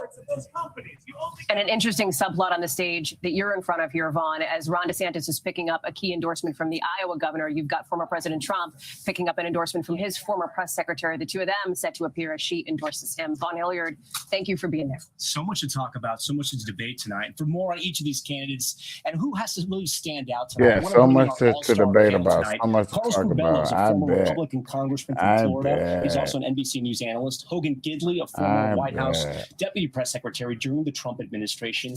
And Noel Nickpour, a Republican political consultant. We thank you all for being here tonight with us in Miami as we look forward to the debate, which is going to start in just about 40 minutes. Right. Carlos, this is your hometown too, just like mine. And it is sort of home turf for Governor DeSantis. How big of a night does this have to be for him? Because let's say if you do what it says at the bottom, take a dab every time you hear them say abortion. Will he have the crowd on his side, and will it be enough to help him high as hell he should have the crowd on his side, but I think for both him and Nikki Haley, this is a but I am going to question of momentum. Who can continue? I'm going to pause on this real quick because there is another story. We do have time before they actually get to debating. And I want to get into this other story real quick because I thought it was fascinating. And it had just dropped. I'm Candy Whitworth here in Los Angeles, and we're starting right now with some breaking news. Defense Secretary Lloyd Austin is now confirming a U.S. airstrike on a weapons storage facility in eastern Syria. Austin describing it as a self-defense strike that involved 2 U.S. F-15 fighter jets. This comes as a U.S. defense official has also confirmed that a U.S. military drone was shot down near Yemen by Houthi forces. This comes, as you know, amid extremely high tensions in that region, given the Israel-Hamas conflict and the concerns that this conflict could broaden into other parts of the Middle East and beyond. Previous escalations by the Houthis include launching missiles toward Israel. And just last month, a U.S. destroyer brought down 4 cruise missiles and 15 drones that the Houthis had aimed right at Israel. So, Louis, let's start here with you. What more do we know about this strike here that has been described as a self-defense strike on a facility there in eastern Syria? And Louis, it's my understanding this is used by Iran's Islamic Revolutionary Guard. That's right, Kana. Lots of activity here over the last couple of hours. And Happy we're talking about 420. airstrikes targeting these Iranian-backed groups inside of Iraq, inside of Syria, that have been the ones Yeah, I'm responsible not for trying these to have a attacks on big U.S. screen. bases I'm gonna go inside of big Iraq and screen Syria. doing The the United debate. States is calling these as self-defense strikes because that is the purpose of these. These are strikes in order to defend American forces. In other words, the message here is to these groups that are backed by Iran: if you strike against us, we will have that inherent right of self-defense and we will target you. That's why they are using the terminology of self-defense. So far, we are talking about 40 incidents over the last 3 weeks that have taken place as these militias have launched missiles and drones at American facilities inside of Iraq and Syria. And half of that number have occurred since the first retaliatory airstrike, which happened on October 26th. So a lot of activity in the last 2 weeks has taken place at those facilities in the We United States. almost That's why halfway they through decided to November. undertake these retaliatory airstrikes. So we understand we're taking These wars. F-15 aircraft that drop bombs on this one weapon storage What's facility. crazy is the more I hear about these wars, the more Iranian-backed militias. crazy Of course, information do a come lot out, of and activity you be like, means man, potentially what happens next. That's something that I'm remains to be hearing seen crazy exactly things. as I moving don't want to forward. say what Yeah, Louis, that is really I have concerning when heard you talk yet about all because that I just activity need a there. little And bit Mick, as more we take this to you, I'm clarifications. reading But I from some have of been your notes hearing and your small conversations that we've stories had here, Mick, that you say about really a this good war defense is a good offense. and the So, things and that it so does for the U.S. represent to and where it's respond in really this manner, are they doing conflicting enough? from. Will things And like if these you kind of thinking responses, that these this war is retaliatory strikes, conflicting from somewhere, deter any um, future aggression? somewhere Kana, that that's to be it determined, takes a right? long So the time. only way It we can doesn't take find a out what long the time. It deterrent doesn't take is hard. if there's continuation But of strikes against our I'm just positions in waiting Syria and Iraq. a And as super Louis mentioned, we've clarification. seen 38 I don't want to strikes, say nothing, attacks and then against it us does in go less than a viral. month. I So do this is understand something that that I the quicker thought you was say inevitable, stuff on and it live, might it does only go just viral. increase I as am it goes being forward. careful and You not saw treading the lightly Ohio with the class words and submarine things that I is say, now en but route to there the area. are There's 154 cruise allegations missiles and on people one are saying submarine, things and on that will live show streams. I very, don't know, very do they effective get fact against targets like this. So checked or that not? is where we But could there go are a next. lot of people But I that are do saying agree that this is U.S. self-defense for two has a reasons. lot It more to retaliates for do with attacks these against us, wars but it also hits that the are going storage on than what facilities where the weapons than that they meets the might be eye. I'm using gonna say it to like that. attack That our meets the bases eye. are And I stored. know a lot of So people in I America can are see like, yeah, this. that's why This they certainly would have been was needed evading and now for marching and the protesting the retaliation way they because of protesting all out these here in attacks. America. All right, Mick. And Louis, now let's talk about this Reaper drone. The U.S. is confirming here that a U.S. military Reaper drone was shot down near Yemen earlier today by the Houthis. So what's the latest on that? The latest on that, Kana, is that U.S. officials telling us that this was an MQ-9 Reaper drone that was flying near Yemen and that a Houthi missile brought it down. A very significant incident, regardless of the timing. But you have to look at it through the filter of what's going on between Israel and Hamas right now. And we've talked about how U.S. officials don't want this conflict to expand beyond Israel and Hamas. The message has been to Iran. Obviously, the Houthis are backed by Iran as well. And you mentioned earlier in the intro there, we're talking about the Houthis have not been shy about launching weapons at Israel already over the last 2 weeks. That's something that they've demonstrated. Now they're actually involving the United States. The question then becomes, how does the United States respond to this? We've always heard that if the United States is going to respond, that it is going to be at a time and place of our choosing. That's one of the reasons why these retaliatory airstrikes that we've talked about earlier have taken just 2 weeks after the earlier strike. So it's one of these things where the United States chooses and determines, first off, do we need to retaliate? And now we have to look at it through this filter. It may be an instance where the United States decides that maybe it's too risky to retaliate. Maybe it's time that we do. So it's a very concerning situation. And again, very busy afternoon here at the Pentagon. Yeah, I bet, Louis. And Mick, what is your take on that? As Louis just described here, essentially this fine line that the U.S. is walking right now and not wanting to cross this so-called red line here.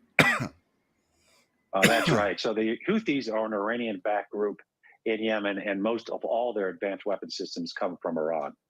So this is, of course, a drone, so it's unmanned, but it is $30 million, and it was in international airspace. So the U.S. is going to have to come up with a way to retaliate for these type of actions, or it's just going to continue and increase. And so that is significant. At the same time, as Louis mentioned and you mentioned, at the same time, we're trying to make sure the Houthis stay out of a potential growing conflict in Israel. And that is something the U.S. is very keen on doing. Certainly. Mick Mulroy and Louis Martinez, thank you so much for your perspective and your reporting tonight. We appreciate it. Hi, everyone. George Stephanopoulos here. Thanks for checking out the ABC News. It's getting a little bit out of hand with all of this drones and this war going on, and we can't sit back. Only thing I can tell people that watch my show is watch over your shoulders, watch over your back, because the protesting over here in America seems to be a tad bit out of control and out of hand. And I don't know if you be paying attention, but I be paying attention, and I hear small little stories, so it does make me want to say, please look over your shoulder just a little bit more careful. Please watch your back just a little bit more insanely, just because it is getting dangerous. Workers at the Selena Hotel, they are protesting sudden layoffs as the hotel prepares to house migrant housing. Workers say hotel management told them that they'd be terminated as of this coming Friday. Selena Hotel says that's because they could enter a sublease agreement requiring that the building be rented out to a third party. Workers say they are shocked because the hotel has housed migrants before without any layoffs. What? But Jenny? What are you doing here? I'm here to explore some of my favorite Lego Technics. They're finna get laid off because the migrants are finna to take over the building.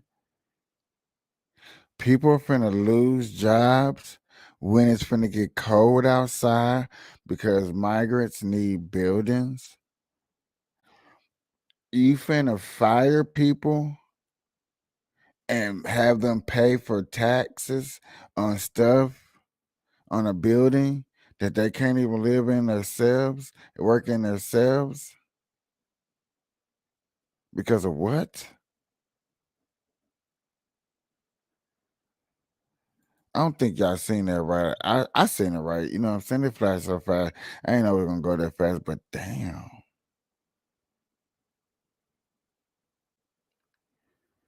When is enough is enough is enough when it's gonna be enough? When are y'all gonna start voting for these? Mayor Brandon Johnson in Chicago is amazing how you spend y'all money and then fire you people. And I'm just saying you Chicagoan because I don't stay in Chicago.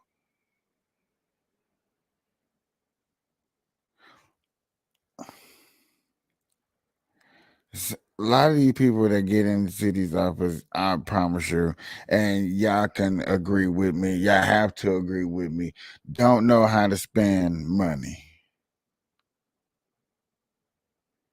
Don't know how to spend the money. They don't know how to spend the young moolah. Police in the Bronx are investigating what appears. Oh man, we got another good story that we're gonna cover right before we get into this debate. I told you I wanted to cover other stories before we got into this debate and stuff like that, y'all. Like this, y'all. Like this, y'all. Like this, this. Appears to be a botched robbery that ended with the suspect dead. Investigators say the 23-year-old man was trying to rob the store when an employee inside pulled out a gun, shooting and killing the suspect. The whole thing caught on surveillance video. Eyewitness News reporter Sonia Rincon has the latest from the Mount Hope section of the Bronx.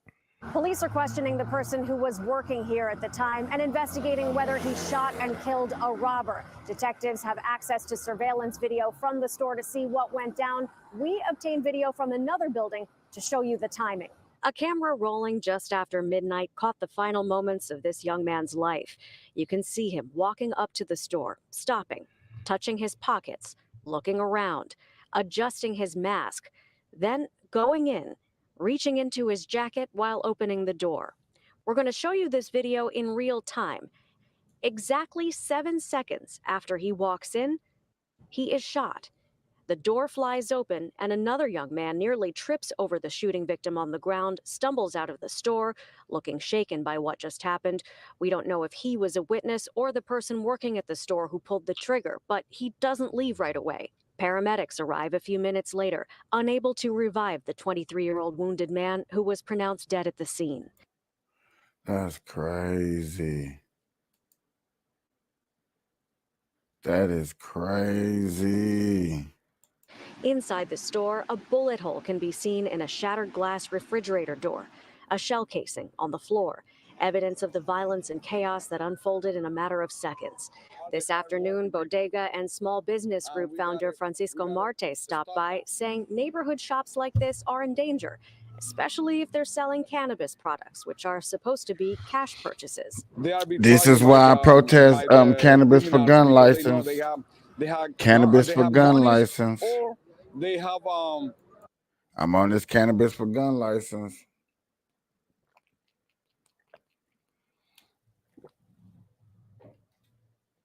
We can't protect ourselves. That's crazy. We can't protect ourselves. When is enough is enough. When is enough is enough. I'm just saying. stuff that they can resell it and make money. And neighbors say this business recently changed. It just became a dispenser, like maybe a month and a half. What was it before that, Bodega? Yeah, it was a deli where you could buy your food, coffee, the typical stuff. Police took the suspected shooter into custody a block away at another business here on East Fremont Avenue, and they've identified the young man who died as Romel Carey of Pennsylvania. That's crazy. With Nurtec ODT, I It's can getting treat and prevent my dangerous out migraine here, attacks. y'all. It's getting dangerous. We got 30 minutes, a little bit less than 30 minutes for the debate go on. It's going down, y'all. Get your popcorn. I tried to wait. I'm finna eat my ice cream now before we start. Well, I gotta wait until the debate started because I sure gotta listen. Well, I can't wait. 27 minutes and 30 seconds as the countdown began. It's really finna let us see what's going on.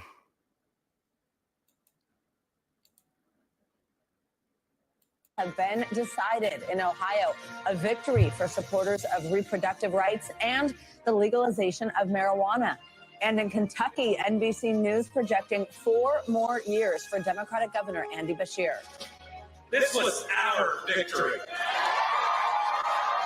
I stand here excited and optimistic about what we're going to do these next 4 years together. Meanwhile, in Miami, the stage is set for tonight's Republican presidential primary debate. We have team coverage. Also this morning, Ivanka Trump set to testify in the civil fraud case against her father, Donald Trump, and their family business. What to expect in court today. Plus a bloody battle in Gaza City as Israel steps up its ground offensive against Hamas. We'll bring you the latest on the war, including new concerns about what comes next. And the downside of getting high, the new warning from researchers about the health risks of marijuana use. It is good to have you with us on a Wednesday. Good morning. I'm Savannah Sellers. And I'm Joe Fryer. We begin this. Help use it still ain't killing nobody. No matter how bad they want to paint the picture, still not killing nobody. It's still not killing nobody. They be killing me when they be trying to run that coverage. Yeah, I'm going to throw it back on over here to the debate.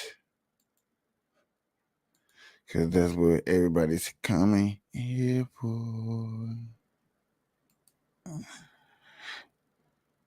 Voters are not even to be had there on that front. But what I'm curious about was I was really intrigued by Nikki Haley's speech to the Republican Jewish Coalition. She went right at Trump in that speech. So you know, I saw in the previous panel. Here's Of course, a somebody she was person working that don't for like him Trump. in many People that ways, don't like Trump, like anybody that spreading goes or at him, you get them having to on a represent rouse. the former Get them a president's foreign hard on. policy. But I think she went after him in a way, saying, "Hey, is he going to be there when Israel really needs him there?" It was an interesting strategy in front of those group of people. She sort of hugged him and say, "Look, it's great what he did with the embassy, moving the embassy to Jerusalem. But are you sure he's going to be there next time?" And then made the case that he doesn't always keep his word. That was in front of that audience. So I'm curious to see tonight if she pivots, takes this question, and uses it as another opportunity to take on the former president directly. Well, let me pull on that thread a bit, Chuck, because this particular topic would be an opportunity for some of these candidates to go after former President Trump. As you know, Nikki Haley already has to a degree. Ron DeSantis has as well, in this unique position now as the governor of a state that has one of the biggest Jewish populations in the country. He's been very active in that executive role since this war began. Both of them going after the former president for calling Hezbollah very smart, for criticizing the prime minister and the Israeli intelligence apparatus right as the war was beginning, essentially, caught a lot of flack for that. I wonder how much you expect that to play in, even as the DeSantis super PAC and an ad put out by Nikki Haley backers, their super PAC, they're also going after each other on this issue. Well, and that's what I'm really intrigued about tonight, right? I know the two of them are trying to knock each other out, but if they waste their time going after each other on the air tonight, they've missed opportunities to differentiate themselves from the person they actually have to defeat, and that's Donald Trump. This is a real opportunity for Governor DeSantis too, because it isn't really clear how much depth he has in the foreign policy arena, but he has really leaned in on Israel, trying to do anything within his official duties to show his support for Israel. And look, he served in the military. It's an opportunity there to remind folks he's got some advertising that he's done that. So again, the choice of how do you showcase yourself? Do you do it by contrasting yourself with someone on the stage? Or do you do it by going after Donald Trump? That's really I'm guessing the question each one of these candidates, at least the first three, DeSantis, Haley, and Scott, are going to ask themselves when answering every question tonight. It's a great point, because we know that Governor DeSantis, his special guest tonight, are actually American Israelis, that he flew out of Tel Aviv, I believe, to Florida, and they're going to be sitting in the debate hall in just about 20 minutes. Chuck, I do want to talk about. Yeah, I remember when Trump did that. He put the victims all up in the. At this point in 2016, a guy named Ben Carson. You may remember we covered that campaign. Ben Carson was surging in Iowa. And he was actually ahead of Donald Trump in a poll. So we talk about time, but in my conversations with the campaign, I'm sure you heard this too in all the campaigns, they were saying, listen, it's hard to get out there because you have the Israeli war, you have the Ukraine war, you have the Trump indictments. It's hard to break through. So my point being, this debate matters, Chuck. You have 2 months before Iowa, you have the holidays in between. You gotta perform in this debate, especially somebody like DeSantis coming off this endorsement, because time's running out. Look, for all three of the candidates we've been talking about, I mean, I think you guys have correctly categorized Chris Christie and Vivek Ramaswamy. They're running for different reasons. They're not running to win the nomination. But the first three are clearly running to try to win this nomination. And you're right. I mean, I think this could be it for Tim Scott. He's going to have trouble making the criteria. You didn't get there easily this time for this debate. The next debate has a higher threshold, so he really needs a moment. I do think we're going to see a Tim Scott we haven't seen before. Let's see what that looks like. Let's see whether folks respond to it or not. And then you're right on Governor DeSantis. I mean, it's really been a downward slide. The slide has slowed a bit. But if it's not a commanding performance tonight, he may see more donors go to either Haley or Trump, depending on whether they're a donor that thinks that Trump is winnable or not. Chuck Todd, we're so glad to have you and your analysis here with us tonight as we are live from the Spin Room here in Miami. Chuck, thank you. again, we are 21 minutes away now, so there is action happening in the hall. It's just a couple of hallways from where we're sitting. We're going to give you a better sense of that later on tonight. Not far from where we are, you saw the audience getting seated here. The moderators are about to get seated. We are getting closer and closer to this kicking off, and as you have heard, the stakes are high. Oh, very high. Yeah, we're down to 5 candidates from 7 from the last debate. So much at stake. We're going to hear from the moderators, as you mentioned, as well as from the chair of the RNC. We're just about 20 minutes from the debate. Stay with us. This is a big night for politics, a big night on NBC News Now.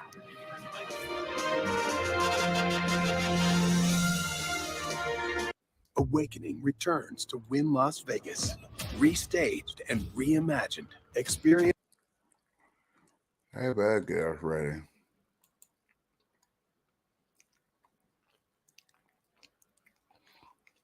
Just don't be sitting there talking about one subject for the longest. That's the only thing I ask.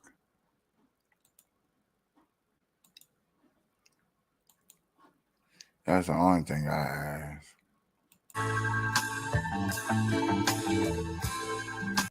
Okay, that's what I thought.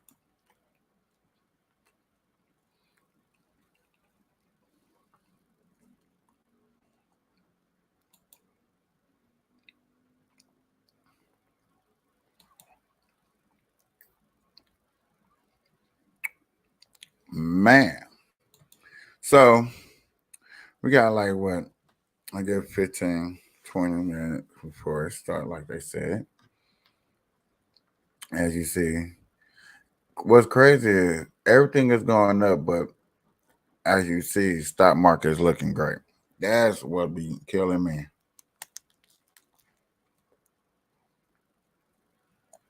What?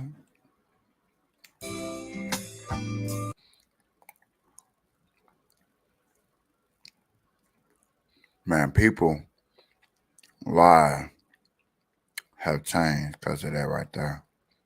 Just about 19 minutes away from the third Republican presidential debate. You'll watch it right here on NBC News Now and over on NBC News with those 5 candidates taking the stage. Everybody, Tom, you know this, looking for that breakout moment as they try to get some momentum here just a couple of months before the Iowa caucuses. The Republican field has gotten smaller since last month's debate, with former Vice President Mike Pence dropping out. I want to bring in somebody who knows the former VP quite well, Mark Short, former chief of staff. Dang, y'all see that lady hit the stage. They cut her out. About the Pence of it all in just a second. But let me ask you this, because this is something that Tom and I were talking about in the last segment here before we brought you on. Because all 3 of us sitting on this set right now lived through the 2016 campaign, where the dynamics were such that Donald Trump was leading in polls. You had a number of other candidates who were looking to have a moment. None of them made their play quickly enough, and Donald Trump got the Republican nomination. What do you see right now in the dynamics of this race that shows that the outcome could be any different? Well, I think in that race in 2016, it was a lot closer. So there was a lot of candidates in the middle. And so, as you said before, Ben Carson jumped out. People still to this day think Donald Trump won Iowa, when in fact it was Ted Cruz who won Iowa. People still forget that. So there is still a lot of play. And Iowans want you to know that you actually spend time in their state and actually look for their vote. But it is different this time because in a lot of polls, Donald Trump's above 50%, which is not where he were in 2016. And so I do think there's a harder element to break out right now. This is definitely different for them because having a candidate that hasn't hit the debate stage, but none of these guys. Who can stand toe to toe with him if he ever comes to a debate stage? Yeah, Who y'all think? Well, I actually think that there are a lot of candidates who can stand toe to toe with him on policy. I don't think that's where he enjoys the performance, the entertainment of it. But if it's actually a true policy debate, I think that they can score points. But I'm not sure that he has an incentive right now to be on a debate stage with any of them. Who? Really? I think we're being told Ronna McDaniel is about to start. Is that correct, Mike? Did I hear you correctly? I think any second we will see her. Okay. I also want to get to this idea, right? As we are now just about 17 minutes away, we will hear from the chairwoman of the RNC. So you've been in these rooms, you've been in these halls, you've prepared Trump didn't have no policy that was good. The former vice president for these moments. What's going on right now? Is it nerves? Is it last minute prep? Is it just trying to be I think chill? it depends on each candidate. I think in the vice president's case, he's been on the national stage in debates against Tim McCain against Kamala Harris. So there wasn't so much the nerves, but it was when you've got 8 or 9 candidates, it's like, how do I get my moment? Because you only have maybe 10 minutes total on the debate stage. As it's down to 5, people have a little bit more time, but that's still a challenge. It's still a challenge. It's not a one-on-one type debate. A lot of the campaigns were telling me that they were excited about tonight because obviously the I wonder if they're going to try to smash, if they're going to try to badmouth Vicky Ramaswamy or belittle him. That'd be a better word to use. If they're going to try to belittle him. Do you do it in the third? It depends. I mean, you don't always know the moment. Like, actually, in the first debate, if you remember, the perception was it was Nikki taking on Vivek, but it was actually Pence and Christie who took the first shots. But because the visual was Nikki with Vivek next to each other, the perception was, oh, that was Nikki taking them on. So a lot of it matters about the staging and where you are actually up there, too. So then what are you going to be looking for tonight? We've covered here on this build up to the main event, which is just 15 minutes away now. We're getting closer and closer. Some of the issues that are at play: abortion access, foreign policy is going to be a big one. We heard from Keir Simmons live in Tel Aviv. What are you watching for yourself? And I'm asking you to put on your political analyst hat here, unless you're, Well, I think the reality is that DeSantis and Nikki are probably ahead of the other 3, and so I think the 2 of them will probably have the most contentious moments in this debate, and I think they'll both be vying for that top spot. I think when it comes to foreign policy, I think you'll see Vivek as the outlier, and he'll want to take advantage of that. Okay, Mark, just take a break. We're going to listen to the RNC chair right now who's starting to speak and address the debate hall. Particularly excited. In a county, Republicans flipped red for the first time in decades. We have made huge strides with Hispanic voters, and we're going to continue to invest so that we can earn more votes so we can take back the White House in 2024. There are some people I want to thank: our RNC debate committee and our RNC members who are here today. Our debate committee is headed by Dave Bossie and Ann Hathaway. Thank you for all that you've done. Our partners for this debate: NBC News, Rumble, Salem Radio, and for the very first time ever, a Jewish organization is part of a presidential debate as we partner with the Republican Jewish Coalition.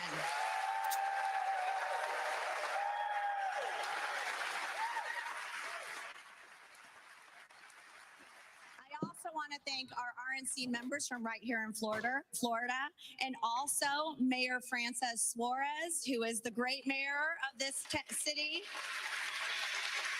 And the entire delegation, thank you for everything you've done.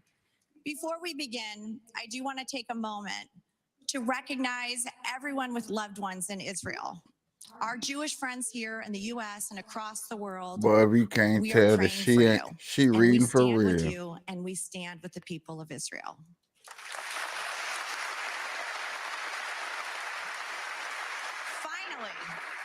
Finally, I want to ask all of you, on behalf of the millions of people who are watching at home, we are all excited. We're excited to beat Joe Biden, but we really want to hear the candidates. So if you can keep your applause to a minimum, and please make sure that we can hear every important answer on this stage, that would be much appreciated. Now, let's get on with the show. Let's win back the White House. God bless you, and God bless the United States. They don't understand that when you hear the morality of the crowd, I like that. I want to hear the morality of the crowd. I want to hear the enthusiastic of a crowd hearing something that they like that maybe I like too, or hearing the crowd cheer against something I didn't like. I'm like, man, why did they cheer against that? What? Maybe I didn't get that. Maybe I gotta look at that. See, the debate is not. I like the debate. I love them, but it needs more intuitive and intriguing with what the facts is. They need to let the audience get involved, be more involved, because It's Miami-Dade, and in Miami we like to have a good time. you get to hear. It's just opinionated feelings and stuff like that. You want all that stuff, let the audience get involved. Don't try to sit them out. Don't try to make them not, because when your ratings, and then your ratings go up, and people want to hate on your ratings, You can hate on your ratings all you want to and say, "Oh, this is super important. It's super important." But hey, it's super important y'all get them ratings. Because he'll look like different than the other four who'll pretty much have the same position. It is not a consistent view, I think, with where Republican Party has been that Vivek holds. And, Vivek's new to this. He didn't used to even vote in presidential elections until recently. So, but I think he'll probably look to try to take advantage of that moment. Mark Short, we appreciate your analysis. If I see you hooting or hollering, we're going to take you out. Okay, so make sure to watch you. We're going to take a very quick break. We'll be right back with our special coverage here from Miami at the Republican presidential debate. Stay. Man. Ooh. Hey, man, I've been people Miami, dog. I be asking people, well, everybody asks about moving, and, I've been on this West Coast for a while. I sure been thinking about moving down there to Florida. I have. I really, really have. I really been thinking about it. I think that some things that have been going on down there is very, very intriguing with the type of movement that I am about and I am for. So,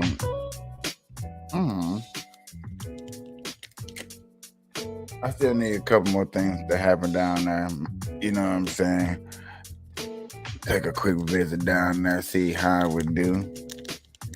And you know what I'm saying? Just see if they got the type of vibe that I'm looking for too. I think it could be.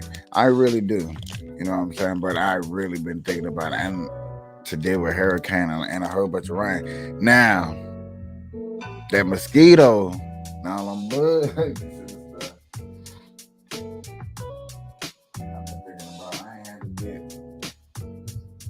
I haven't had to deal with mosquitoes and bugs in a minute.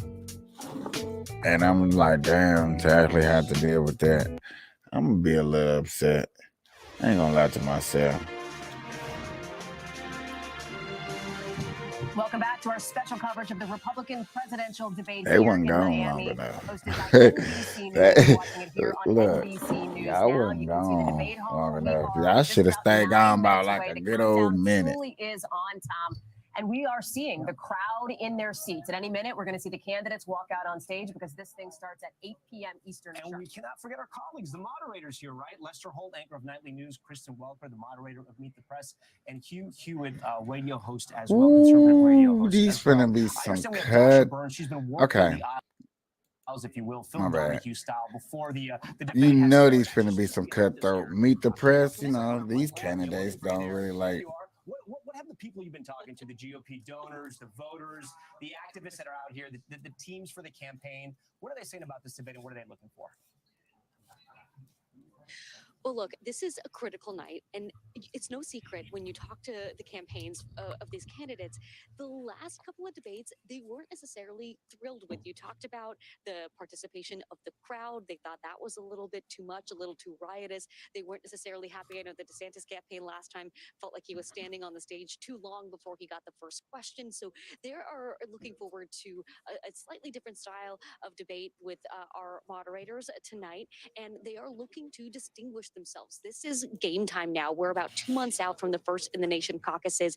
DeSantis tonight, this is Florida, right? This is his state, and a state that former President Trump also lays claim to. He's counter-programming tonight. So he's got to do something a little different and try to take on Trump a little bit more directly this time. That's really what I'm looking for. How far is he going to go? He started to, come out each here time he's kind of hitting ratcheted at up the Trump. rhetoric a little bit more. And then I'm looking at Nikki Mega Haley. people How need is to be she going locked to up. ride Oh that my God, they're momentum? gonna get the So a Democrats lot at running. stake tonight, and the donors, the activists, the folks that are here rooting on their candidates, they're excited to see what they hope will be a focus on policy and on issues that help these candidates Yeah, we would like to differentiate see themselves, that. because at this point, that's what really needs to happen. The folks that want someone other than Trump to be nominated, they want to see consolidation. They want to see one candidate step out into the alternative role here, and they want to see this become a two-person race. Could this debate help get us there?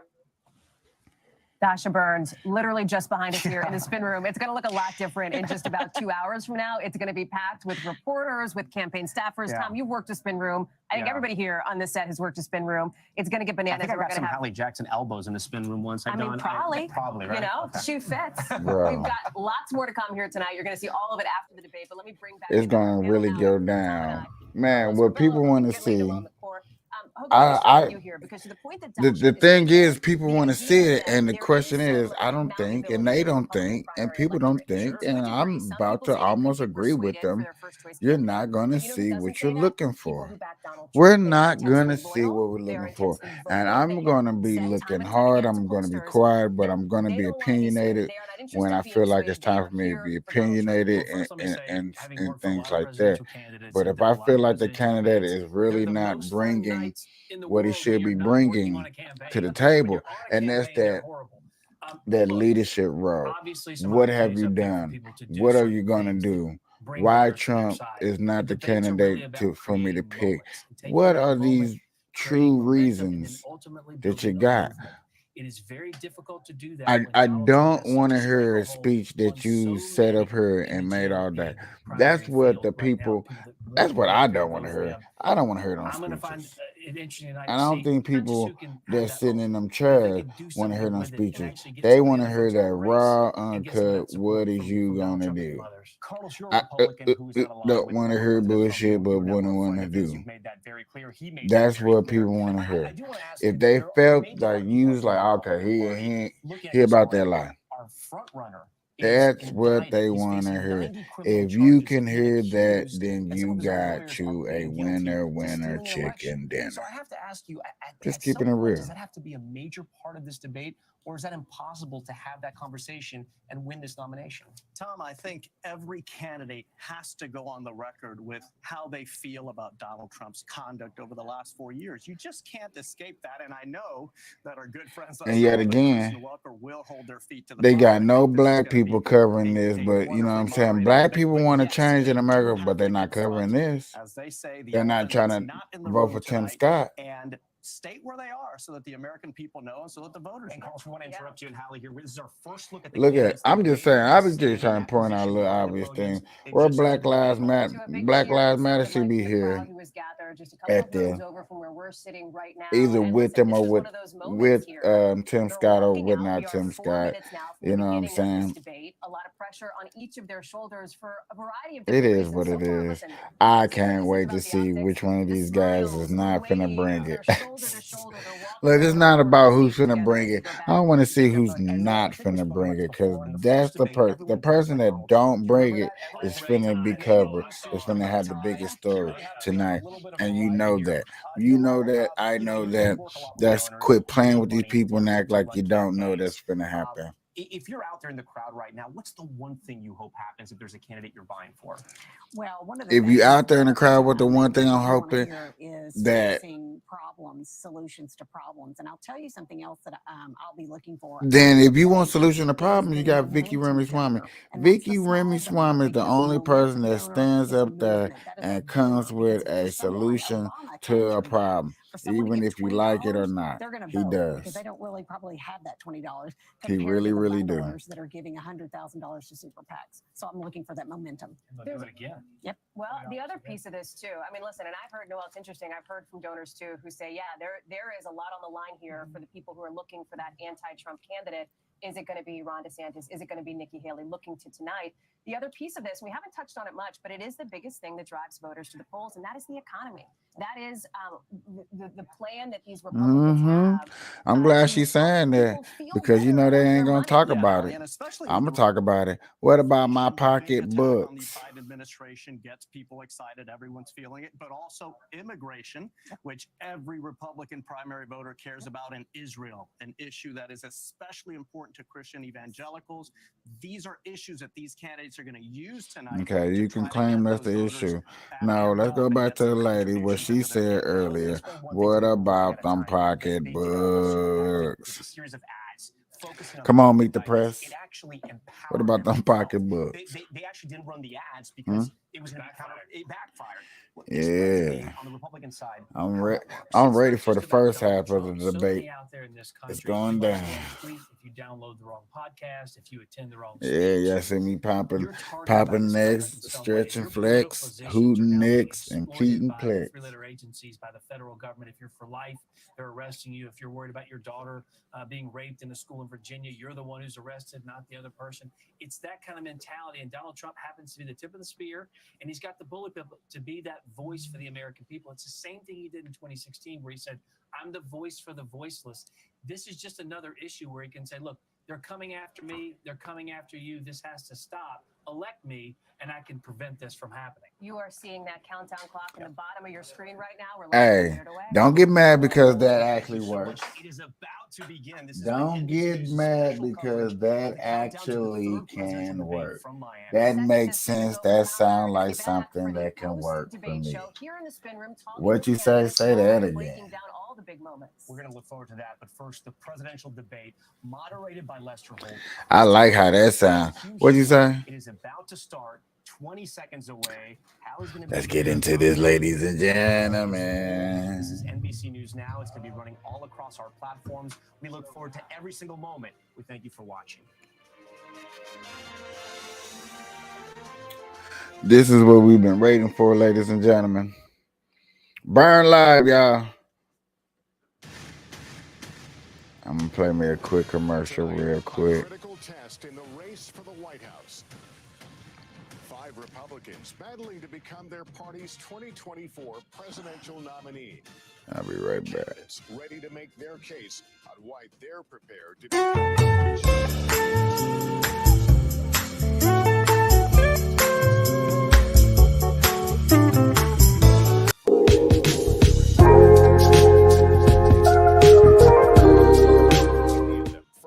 former President Trump, who's far ahead. I had to play some type of commercial. Candidates are here. Florida Governor Ron DeSantis, former UN Ambassador Nikki Haley, entrepreneur Vivek Ramaswamy, former New Jersey Governor Chris Christie, and South Carolina Senator Tim Scott. From NBC News, the Republican Presidential Debate. Live from the Adrian Arst Center in Miami, Florida.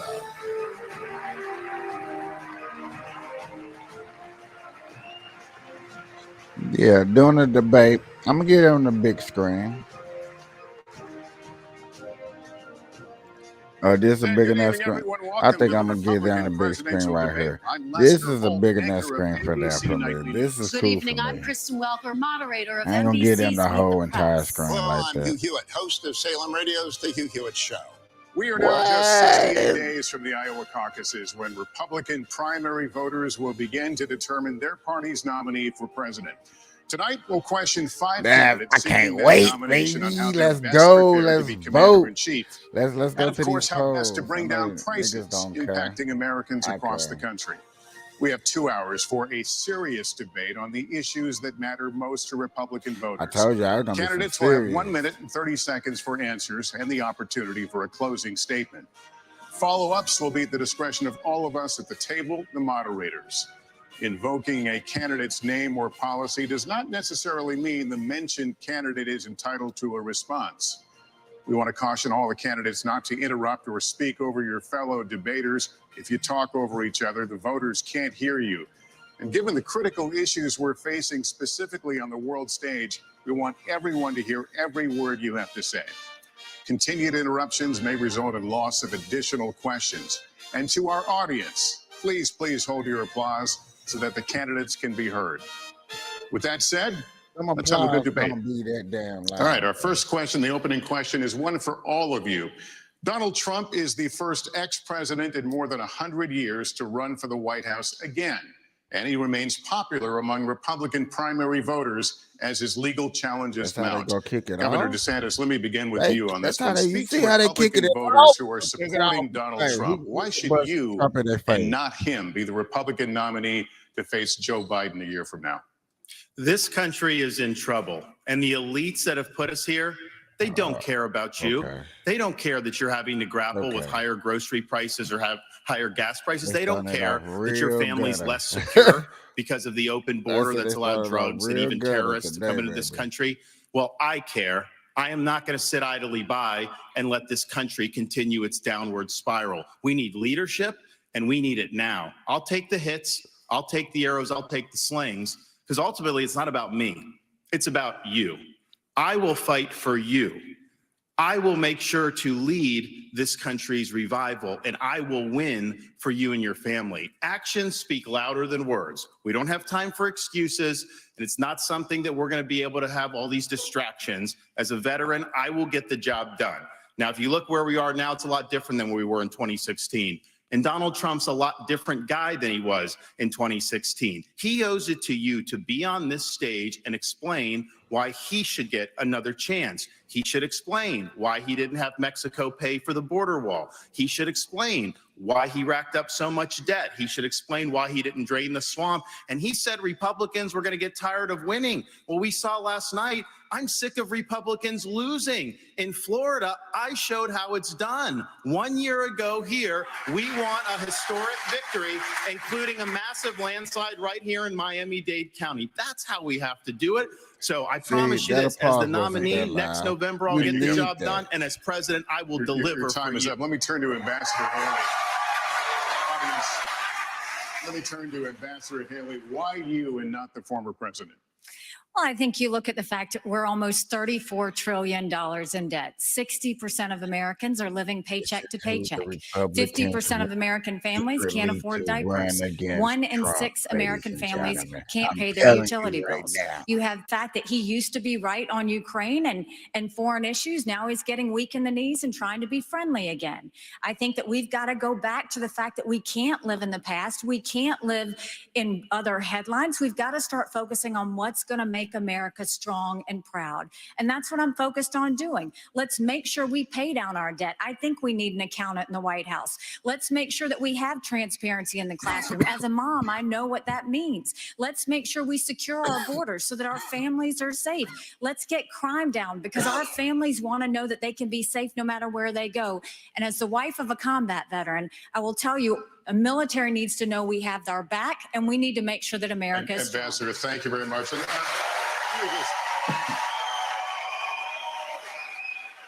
Let me just caution the audience. Let's not go down this road. We've asked you to please, keep restraining yourselves, and would be helpful so we can hear the candidates, because these are important issues and the voters want and need to hear them.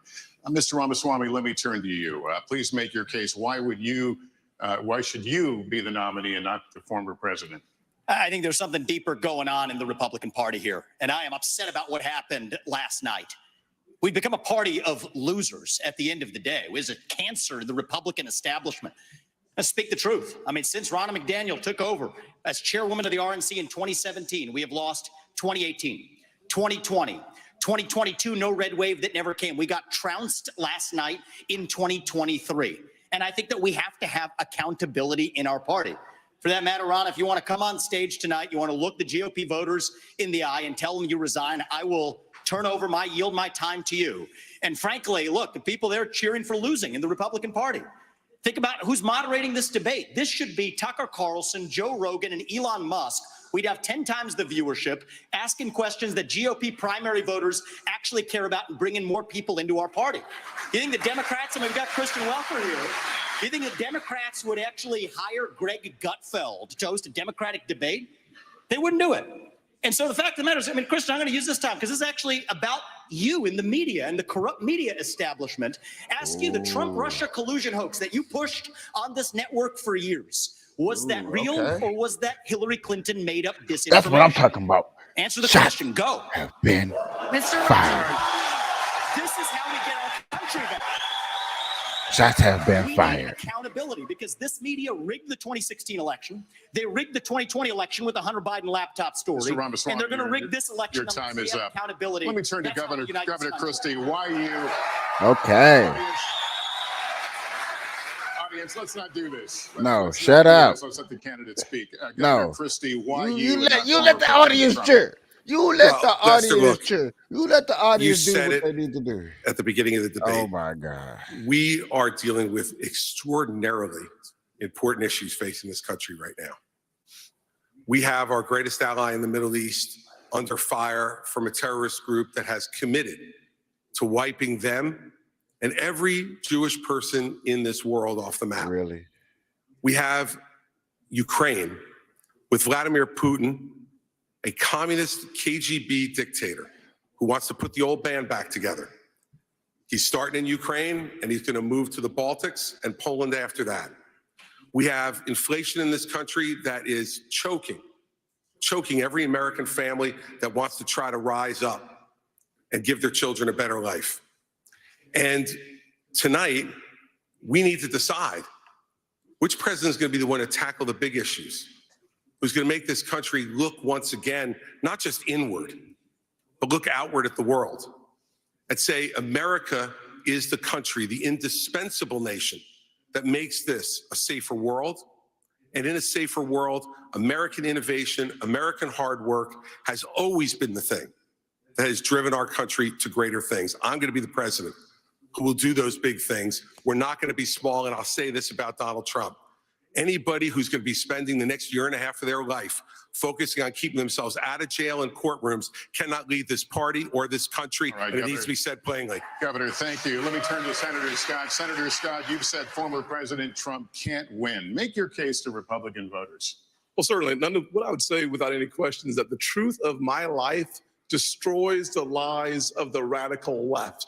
We need a president and a candidate who will actually help our base solidify and attract independent voters into our party. The Great Opportunity Party is now winning back African-American voters and Hispanic voters because we are working on a foundation based on faith.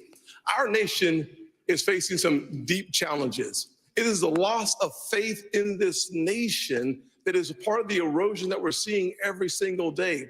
It's restoring faith, restoring our Christian values that will help this nation once again become the city on the hill.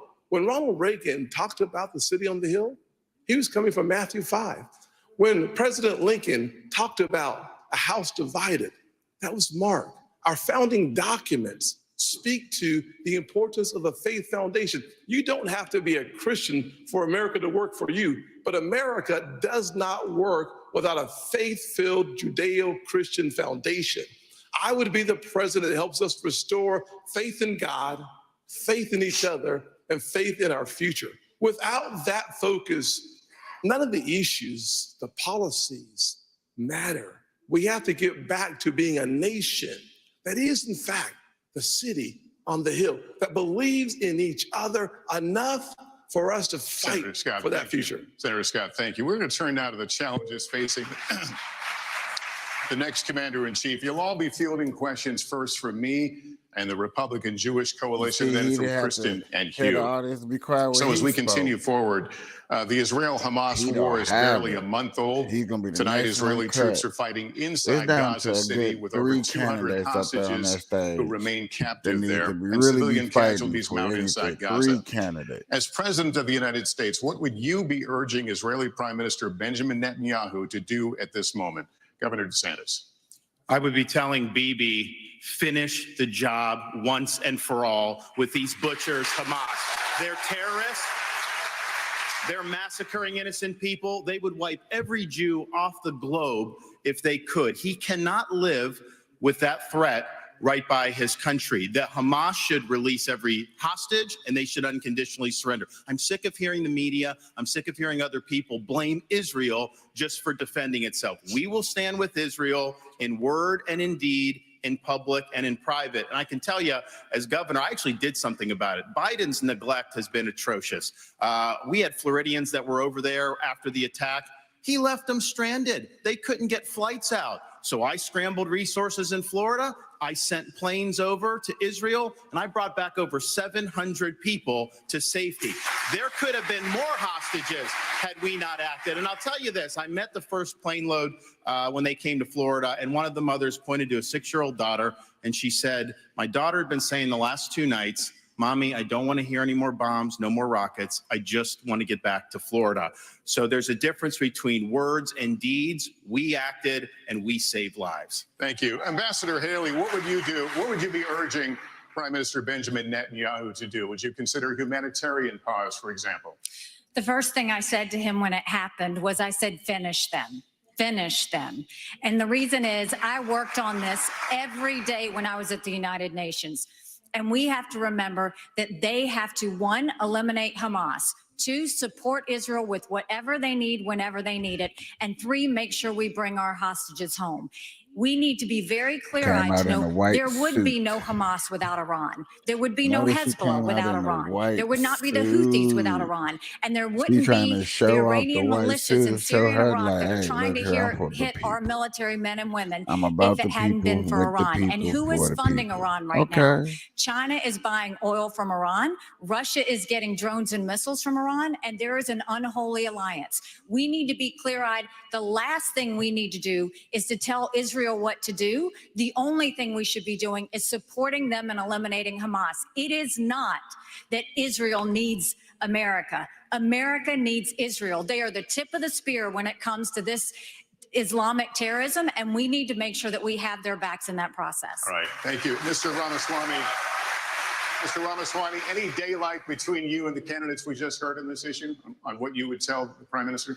Not in terms of what I would tell the Prime Minister, no. In fact, I would go one step further. The founding vision of Israel was based on the idea that they don't want to depend on anybody else's sympathy or direction in defending themselves. So what I would tell Bibi is that Israel has the right and the responsibility to defend itself. I would tell him to smoke those terrorists on his southern border, and then I'll tell him as president of the United States, I'll be smoking the terrorists on our southern border. That's his responsibility. This is our responsibility. That's how we move forward. But I want to be careful to avoid making the mistakes of the neocon establishment of the past. Corrupt politicians in both parties spent trillions, killed millions, made billions for themselves in places like Iraq and Afghanistan, fighting wars that sent thousands of our sons and daughters, people my age, to die in wars that did not advance anyone's interests, adding $7 trillion to our national debt. And Joe Biden sold off our foreign policy. Joe Biden's son, Hunter Biden, got a $5 million bribe from Ukraine. That's why we're sending $200 billion back to that same country. The fact of the matter is the Republican Party is not that much better. You have the likes of Nikki Haley, who stepped down from her time at the UN. Bankrupt or in debt was her family. Then she becomes a military contractor. She joins the board of Boeing and otherwise, and is now a multimillionaire. So I think that that's wrong when Republicans do it or Democrats do it. That's the choice we face. Do you want a leader from a different generation who's going to put this country first? Or do you want Dick Cheney in 3-inch heels? All right, Mr. In which case we've got two of them on stage Mr. tonight. Ramaswamy, thank you. Senator Scott, yes, Senator, same question to you about you're the president, you're on the phone in the Oval Office with the Prime Minister, you tell him what?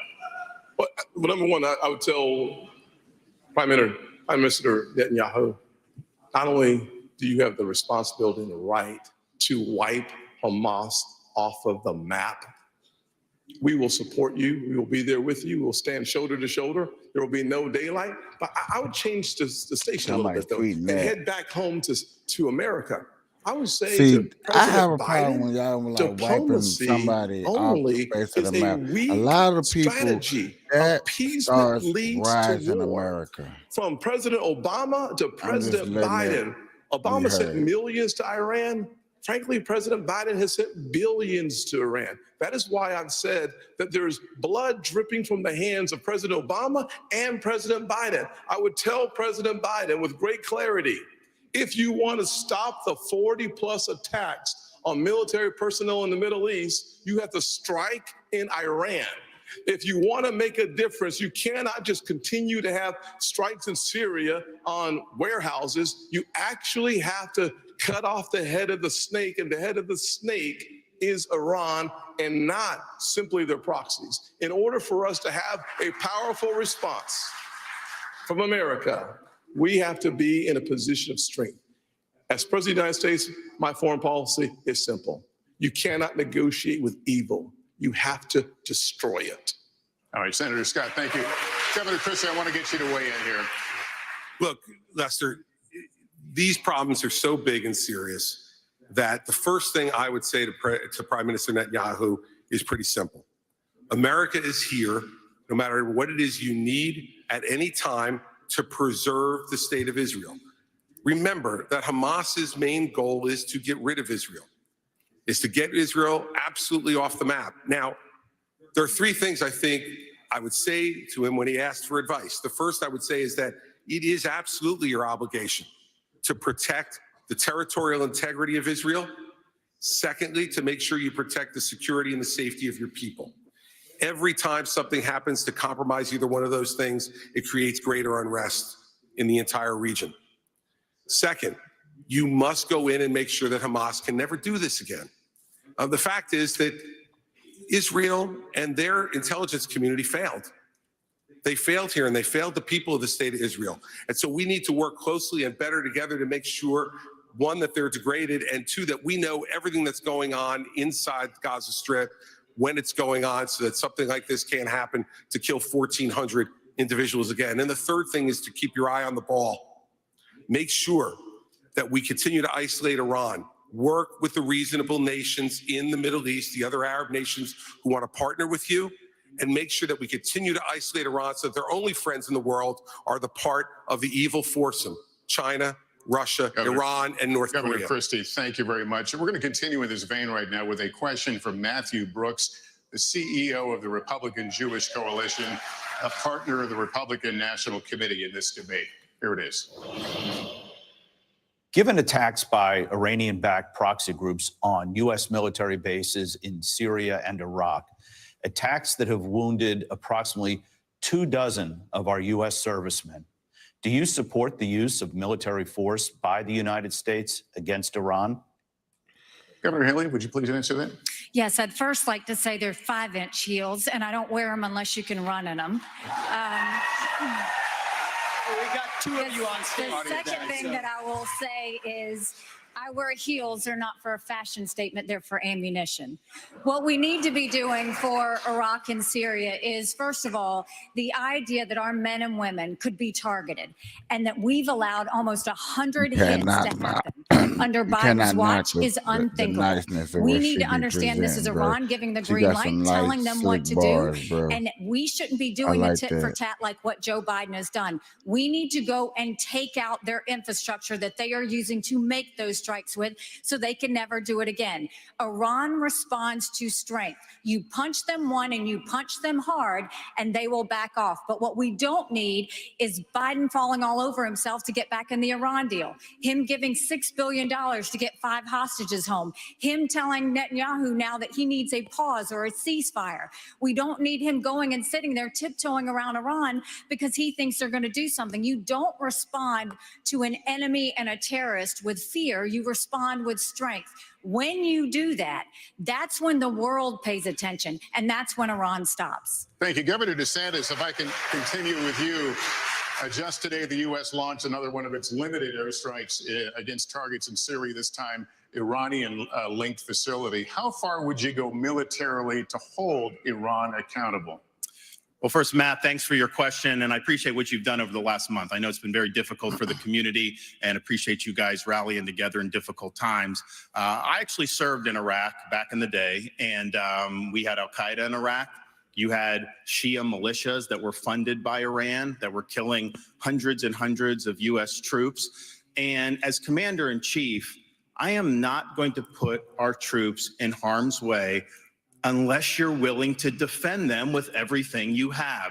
Biden has them out there. They're sitting ducks. He's doing glancing blows. That's just inviting more attacks from the Iranians.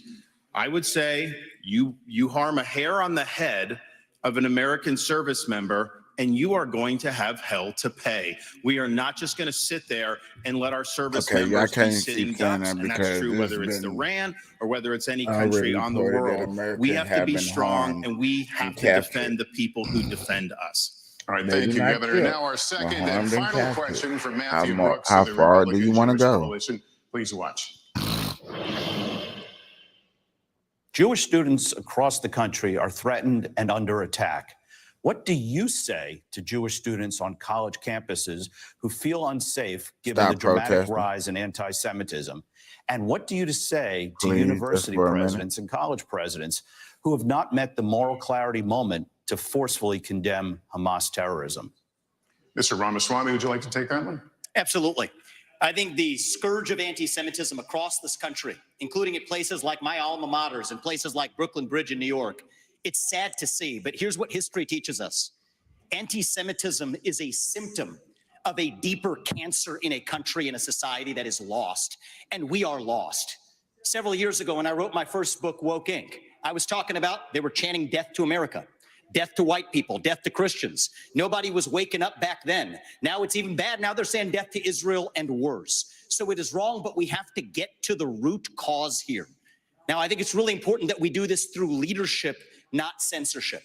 Leadership means fill that void with purpose and meaning. Dilute this wokeism and anti-Semitism to irrelevance. These kids, they have no idea what the heck they're even talking about when they're siding with Hamas over Israel. They are fools.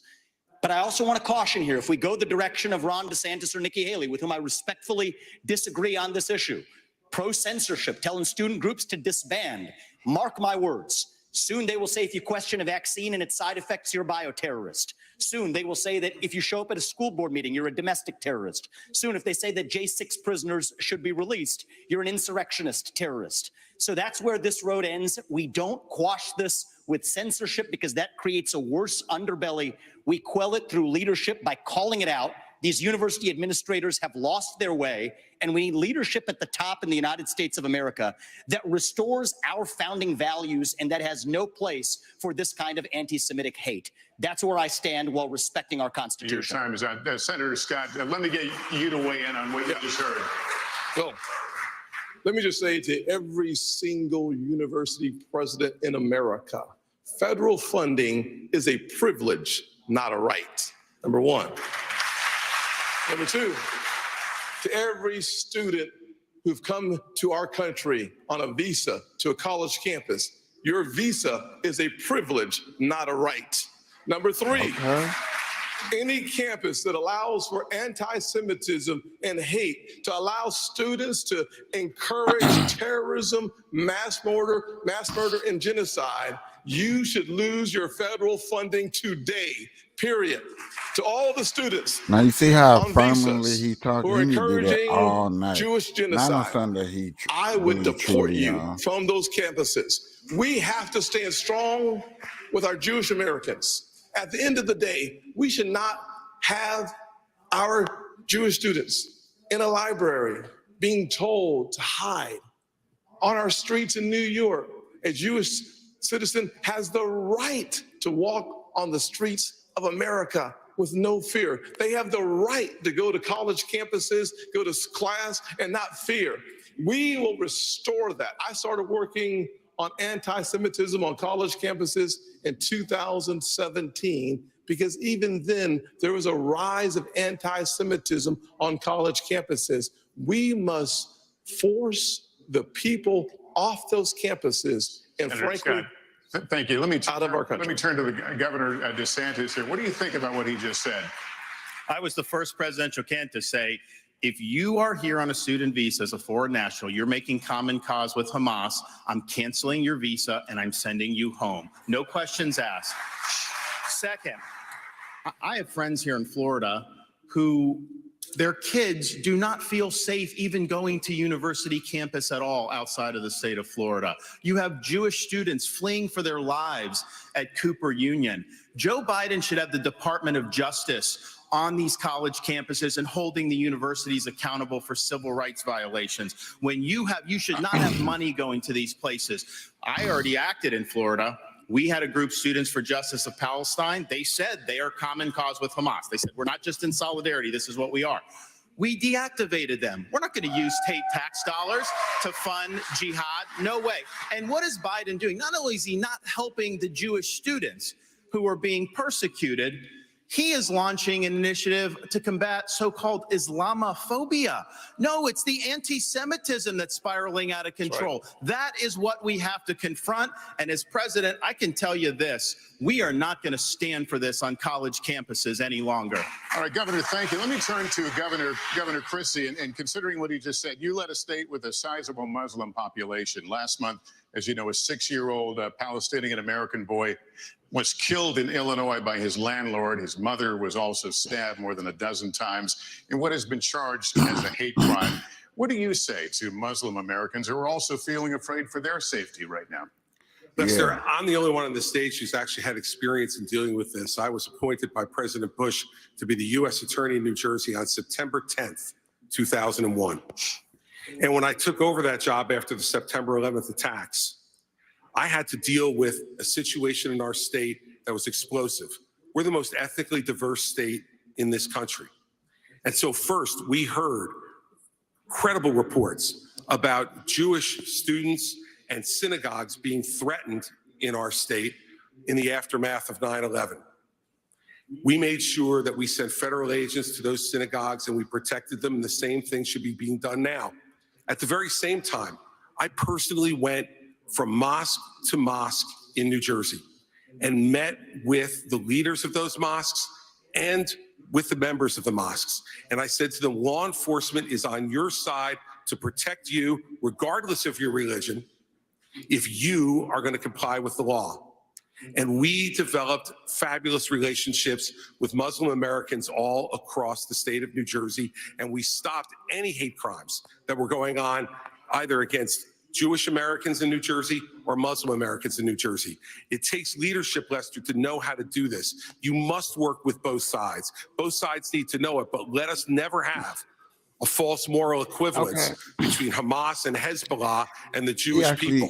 The He Jewish actually people trying to stand make for some right sense right here. I and like what justice, he's and Hamas coming and with this Hezbollah argument right stand here. for death. Senator I'm Christie, not gonna thank lie you. to you. Ambassador I do Haley, like what he's saying what do you right here. say to Americans who are simply afraid right now in this current environment that we're talking about? I think you look at the country, and the country is all out of sorts. I think, look at what these kids are dealing with on college campuses. What makes me so angry is not only do you have the kids barricaded in the library, they've said they were going to shoot up the kosher dining hall. You've got kids' dorm rooms who are being set on fire because they have something related to Israel on their doors. No person should ever feel in danger like this. And this is what I would say about our college presidents, is if the KKK were doing this, Oh, Lord. every college president would be up in arms. Oh, Lord. This is no different. You should treat it exactly the same. Anti-Semitism is just as awful as racism, and we've got to make sure they're protected. And for everybody that's protesting on these college campuses in favor of Hamas, let me remind you something. Hamas said death to Israel and death to America. They hate and would kill you too. And the idea that they're talking about genocide for the Jewish people, that's not the values of America. That's not us. We're better than that. We don't need to celebrate terrorists. We don't need to celebrate genocide. We don't need to celebrate violence towards anybody. We need to go back and soul search in our country and remember what we are about. And we are about taking care of people, not going and making them live in fear because some other terrorist activity says they want to destroy them. Ambassador, thank you. Kristen. Lester, thank you. This is another question for the entire field, so you will all get a chance to respond. But Senator Scott, I'd like to start with you. The United States has given Ukraine financial and military support since the war began more than 600 days ago. President Zelensky told me on Sunday, if Russia isn't stopped now, quote, the price will be higher for the United States, and Americans would be forced to, quote, send your sons and daughters to defend NATO countries. Senator Scott, where do you stand on more funding for Ukraine? I certainly have been very supportive of Ukraine. I believe that ultimately we should make sure that the President of the United States states what is America's national vital interest in Ukraine. It is actually in degrading the Russian military. We've been very effective using our resources and our weaponry and the incredibly high price of Ukrainian blood to achieve that objective. Every day we get closer to the degradation of the Russian military, and that's good news. But the American people are frustrated that they do not have a president who reminds us and tells us, where's the accountability? Where are those dollars? How are those dollars being spent? We need those answers for us to continue to see the support for Ukraine. And at the same time, I would say that a package that's been offered by the president for Ukraine and Israel, that's the wrong approach. We need to focus specifically on providing Israel with the $14 billion that they need so that we show the world that we are 100% undeniably standing shoulder to shoulder with Israel. And then as we turn away from that direct support for Israel, we should go to our southern border and close our southern border with the resources necessary. I believe that we have sleeper terrorist cells in America. Thousands of people have come from Yemen, Iran, Syria, and Iraq. If we are going to deal with the national security emergency at our border, we have to do it now. Senator Scott, thank you. But just to be very clear, if you were president, if you were in the Oval Office today, would you sign off on more military funding for Ukraine, or would you discontinue it? Bottom line is we have to first have the level of accountability that allows the American people to understand where the resources have gone. Number one. Number two, after we have that responsibility taken care of and accountability, then we have an opportunity to look at the overall strategy that helps us degrade the Russian military while we use our resources, and frankly, keeping our NATO partners safe from the Russian military is absolutely essential. As you understand, Article 5 would require to support and to defend NATO, our troops on the ground. The fastest way for us to eliminate that possibility is for us to destroy, to the extent possible, the Russian military. By doing so, we actually achieve the objective of keeping our military home. And that's good news. Thank you, Senator Scott. Mr. Ramaswamy, are you persuaded by President Zelensky's urgent new plea? Where do you stand on more funding? I'm absolutely unpersuaded. And I'm actually enjoying watching the Ukraine hawks quietly, delicately tiptoe back from their position as this thing has unwound into a disaster. The first half of this race, I was the only person standing for it. Now they're actually quietly coming around to being more cautious, as they should. Level with the American people here. Ukraine is not a paragon of democracy. This is a country that has banned 11 opposition parties. It has consolidated all media into one state TV media arm. That's not democratic. It has threatened not to hold elections this year unless the U.S. forks over more money. That is not democratic. It has celebrated a Nazi in its ranks, the comedian in cargo pants, a man called Zelensky, doing it in their own ranks. That is not democratic. More facts for you that you won't hear from the mainstream in either party or the mainstream media. The regions of Ukraine that are occupied by Russia right now in the Donbass, Luhansk, Donetsk, these are Russian-speaking regions that have not even been part of Ukraine since 2014, that other people probably couldn't name those provinces for you.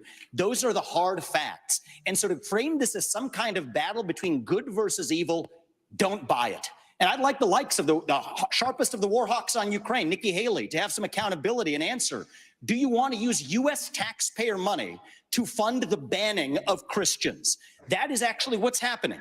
They're using the Ukrainian Orthodox Church. They have banned them. The Ukrainian parliament just did this last week, supported by our dollars. And I think you owe it to the American people, Nikki, to at least this one time Ramaswamy, condemn. thank you. That's time. At least Mr. Ramaswamy, thank you. Mr. Ramaswamy, thank you. Mr. Mr. Ramaswamy, Can't thank stop you. him. We asked the questions. Ambassador Haley, what is your take on more funding for Ukraine? I am telling you, Putin and President Xi are salivating at the thought that someone like that could become president. They would love to. The fact of the matter is she doesn't answer So this the is what question. I will tell you. We're driving Russia first of all, into China's let's hands Ramaswamy, because of you these had foolish your time policies. to talk. The ambassador has the floor. Thank Ambassador, you. The please. first thing I'll tell you is we all remember what that thug did when he invaded Ukraine. We all know that 500,000 people have died because of Putin. And here is a freedom-loving, pro-American country that is fighting for its survival and its democracy. No, I don't think we should give them cash. I think we should give them the equipment and the ammunition to win. And I'll tell you, if Biden had done it when they first asked for it, this war would be over. But let's also remember this. When you left Afghanistan in shambles and left them with a ton of weapons and money, it's not that we left, it's how we left. When you look at Ukraine, don't think for a second, now everybody wants to move away from Ukraine. They'll want to move away from Israel a year from now. America can never be so arrogant to think we don't need friends. After 9/11, we needed a lot of friends. Now is the time to get partnerships.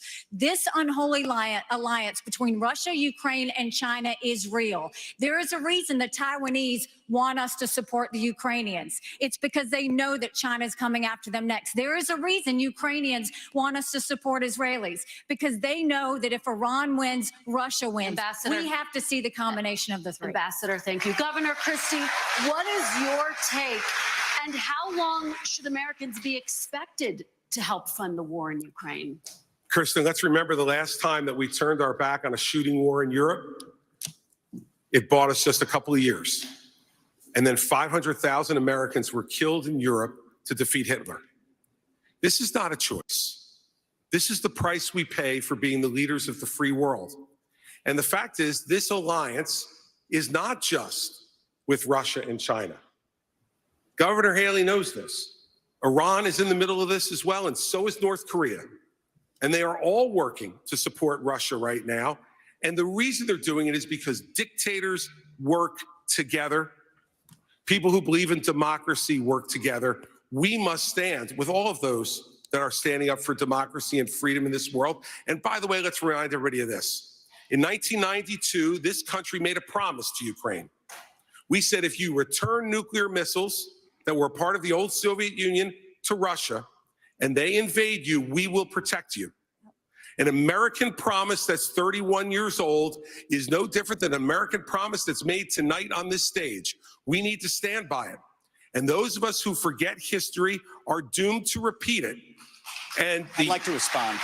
And the absolute giving in to dictators, which is being suggested on this stage, just shows the immaturity of the approach. Governor Christie, thank you. Governor DeSantis, I'd like you to weigh in on this idea. Are you concerned that this could become a wider war if Putin is not stopped now? Well, any suggestion by Zelensky or anyone else that we're going to eventually have U.S. troops there, I can tell the American people when I'm president, that will not happen. We are not going to send your sons and daughters to Ukraine. I am going to send troops to our southern border. If you look at the threats that we face, terrorists have come in through our southern border. I'm going to shut it down. I'm going to have the military, and I'm going to deport the people who've come, particularly under Biden, who've come from the Middle East, come from all these places. Now, Biden wants $105 billion. 60, most of that's Ukraine, including some of it going to pay pensions for bureaucrats and salaries. That is a totally ridiculous use of American tax dollars. He says he has money for border to try to do, and the media repeat that. When you look at it, what most of the money is money to process more illegal aliens into this country. How is that solving the problem? That's making the problem worse. And what does he do for the Indo-Pacific? A pittance. That is the top threat that we face. We need to bring this war to an end. We need the Europeans to step up and do their fair share. And we need to get serious about the top threat that this country faces, which is the Chinese Communist Party.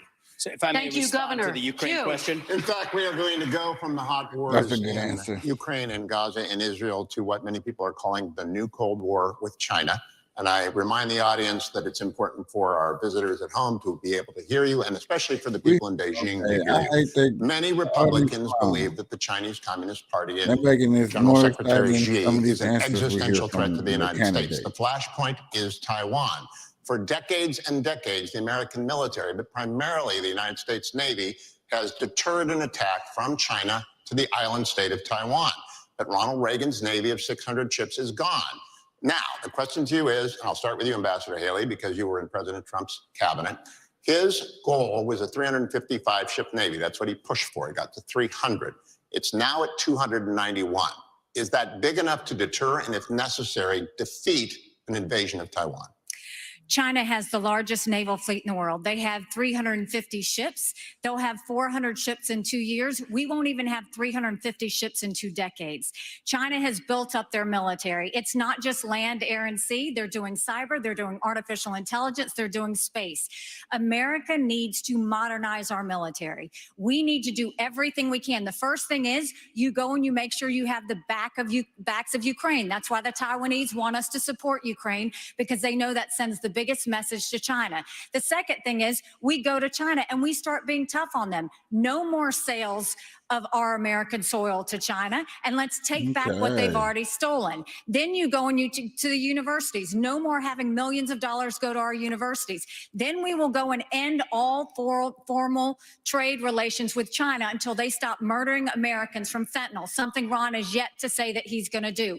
And then we modernize our military. When we strengthen our military, when we modernize it with the focus of cyber, artificial intelligence, and space, when we make sure that we have the backs of our friends, whether it's in Israel, whether it's in Ukraine, and we should be arming Taiwan. Make sure they have the equipment they need. Make sure they have the training they need now. There's nothing China fears more than knowing that America will have Taiwan's back. Let's make sure that we show it by making sure they have the equipment they need. Governor DeSantis, my question is specifically about the Navy. It's at 291. It's going to go down perhaps as low as 280. Is it enough? And what would you build if you were going to build more? Not enough. We have to have the ability to back up a strategy of denial of President Xi's ambitions. And if China is able to be the world's leading superpower, that will affect you and your family in ways that are going to be very bad. They will export authoritarianism all around the world as the cost of doing business. They will impose things like social credit scores and internet monitoring. So this is, to this generation, what the Soviet Union was to the post-World War II generation. I've already released a plan. We're going to get to 355 ships at the end of the first term, 385 ships at the end of the second term, but we're going to have a path to 600 ships over the next 20 years. I think the future of freedom is going to be determined in the Indo-Pacific. We have a strategy not just military, but decoupling from the economy and fighting them here at home with their cultural. You know, Ambassador Haley said somehow I wasn't doing. She welcomed them into South Carolina, gave them land near a military base, wrote the Chinese ambassador a love letter saying what a great friend they were. That was like their #1 way to do economic development. In Florida, I banned China from buying land in this state, and we kicked out on our universities, and we kicked the Confucius Institutes out of our universities. We've recognized the threat, and we've acted swiftly and decisively. Senator Scott, you've been in the Congress since 2011. Defense spending has fallen over that entire period of time. Where are we going to get the money, and what would you build, and what kind of ships to deter China from attacking Taiwan? Well, two major problems with the question. Number one, we do not have currently a defense industrial bank to allow us to have the kind of production that we need in order to keep America safe. Frankly, if we are not prepared to fight and engage in 3 continents at the same time, think about where we are today. In the Middle East, we are in the midst of trying to back our strongest ally. In Eastern Europe, we've seen our resources and our weaponry help degrade the Russian military. The Indo-Pacific, we have real challenges. The long-term threat is China. Immediate threat is our southern border. In order for us to have the military to fight 3 different continents at the exact same time, we are going to have to invest heavily in our military, but we're also going to have to invest heavily in an industrial base so that we can hit our objectives from a military perspective, not only with our ships, but also with our planes. We are so old as a military that in order for us to recalibrate, we're going to have to invest. One of the things I do in my Made in America strategy is we create more than 4 million new jobs by having high-tech manufacturing come back to America, decoupling from China, so that we focus our attention on creating the industrial revolution that will be necessary for us to achieve the goal of having a military that is ready to be lethal and come home safe. Thank you, Senator. Mr. Ramaswamy, I'm looking for specifics. What would you build? Where would you build it? When would they be in the water? How big would the fleet get? First answer is end the toxic divest to invest program. For people who don't know about that, we're decommissioning ships in the South China Sea. The foundation of war is economics. Rebuild our defense industrial base at home. But here's the dirty little secret. Our actual defense industrial base depends on China for the supply chain, for the F-35 jets, for the ships that we're building. Think about this. Why are we stockpiling that if it isn't to actually be strong against our enemy, China? We depend on them for that. Just like we depend on them for pharmaceuticals, just like we depend on them for semiconductors. So here's why we can't get tough with China. It's because we depend on them for our modern way of life, and we have to declare economic independence from our enemy. That's the Declaration of Independence that Thomas Jefferson, at the age of 33, would have signed. And today, if he were alive, that's the Declaration of Independence that I will sign as the next president. I do have to recognize that Ron DeSantis was correct about acknowledging Nikki Haley's tough talk when she was ambassador to the UN, calling China our great friend, bringing the CCP to South Carolina. What he left out, though, Ron, and be honest about it, there was a lobbying-based exemption in that bill that allowed Chinese nationals to buy land within a 20-mile radius of a military base lobbied for by one of your donors. So I think we have to call a spade a spade. We need politicians who are independent of the forces that increase our dependence on China. My message to Xi Jinping is this. You are done buying land in this country. You will not donate to universities in this country. U.S. businesses won't expand into the Chinese market until you play by the same set of rules. Ramaswamy, you're kicked out of the WTO, and you actually have to have accountability for the COVID-19 pandemic financially, which unleashed hell on the world. We have to hold them accountable. Do you have a number and a plan? I think that we need to increase our naval capacity by at least 20% over the course of the next several years. I think we have to, at minimum, be able to meet our AUKUS agreement standards. Right now, we are at risk of not even being able to meet our AUKUS standards with Australia and the UK. So what we need to do is have a plan that reverses the trajectory of the divest to invest program Hugh, I'd like to by respond. 20% over the next 3 years. Governor Christie? You know, my first observation, Hugh, is that nobody answers your question. And my second observation is these three in the middle think they're the enemy. I know China is the enemy, and that's what we should be focused on. So let's be really clear. The nuclear submarines in this United States Navy is the greatest deterrent to Chinese aggression, and that is the first place I would go to increase American naval power. Our nuclear submarines are able to move stealthily, quietly, and effectively. And if we are going to deter China from invading Taiwan, the only way we're going to do it is to make sure that they don't know whether how many nuclear submarines from the United States of America are in the South China Sea and in that area and ready to strike on them if they decide to move on Taiwan. And so we, as our first priority, need to go directly to our nuclear sub program, Q, and we need to increase it drastically. That would be priority number one. Ships would come next, but to me, the ships are secondary choice here. The submarines are the single most important thing that we could be using to deter China. But the other thing we could do to deter China is to let them know that the blood money they're spending for Russia in Ukraine right now will not be effective, that we send Putin home with his tail between his legs and make them understand that the same fate waits for them if they decide to move towards Taiwan with a more aggressive nuclear sub-program. We'll be able to make that threat real. Thank you, Governor. We're going to take a brief pause now, and we'll be back to the Republican presidential primary debate. Please stay tuned.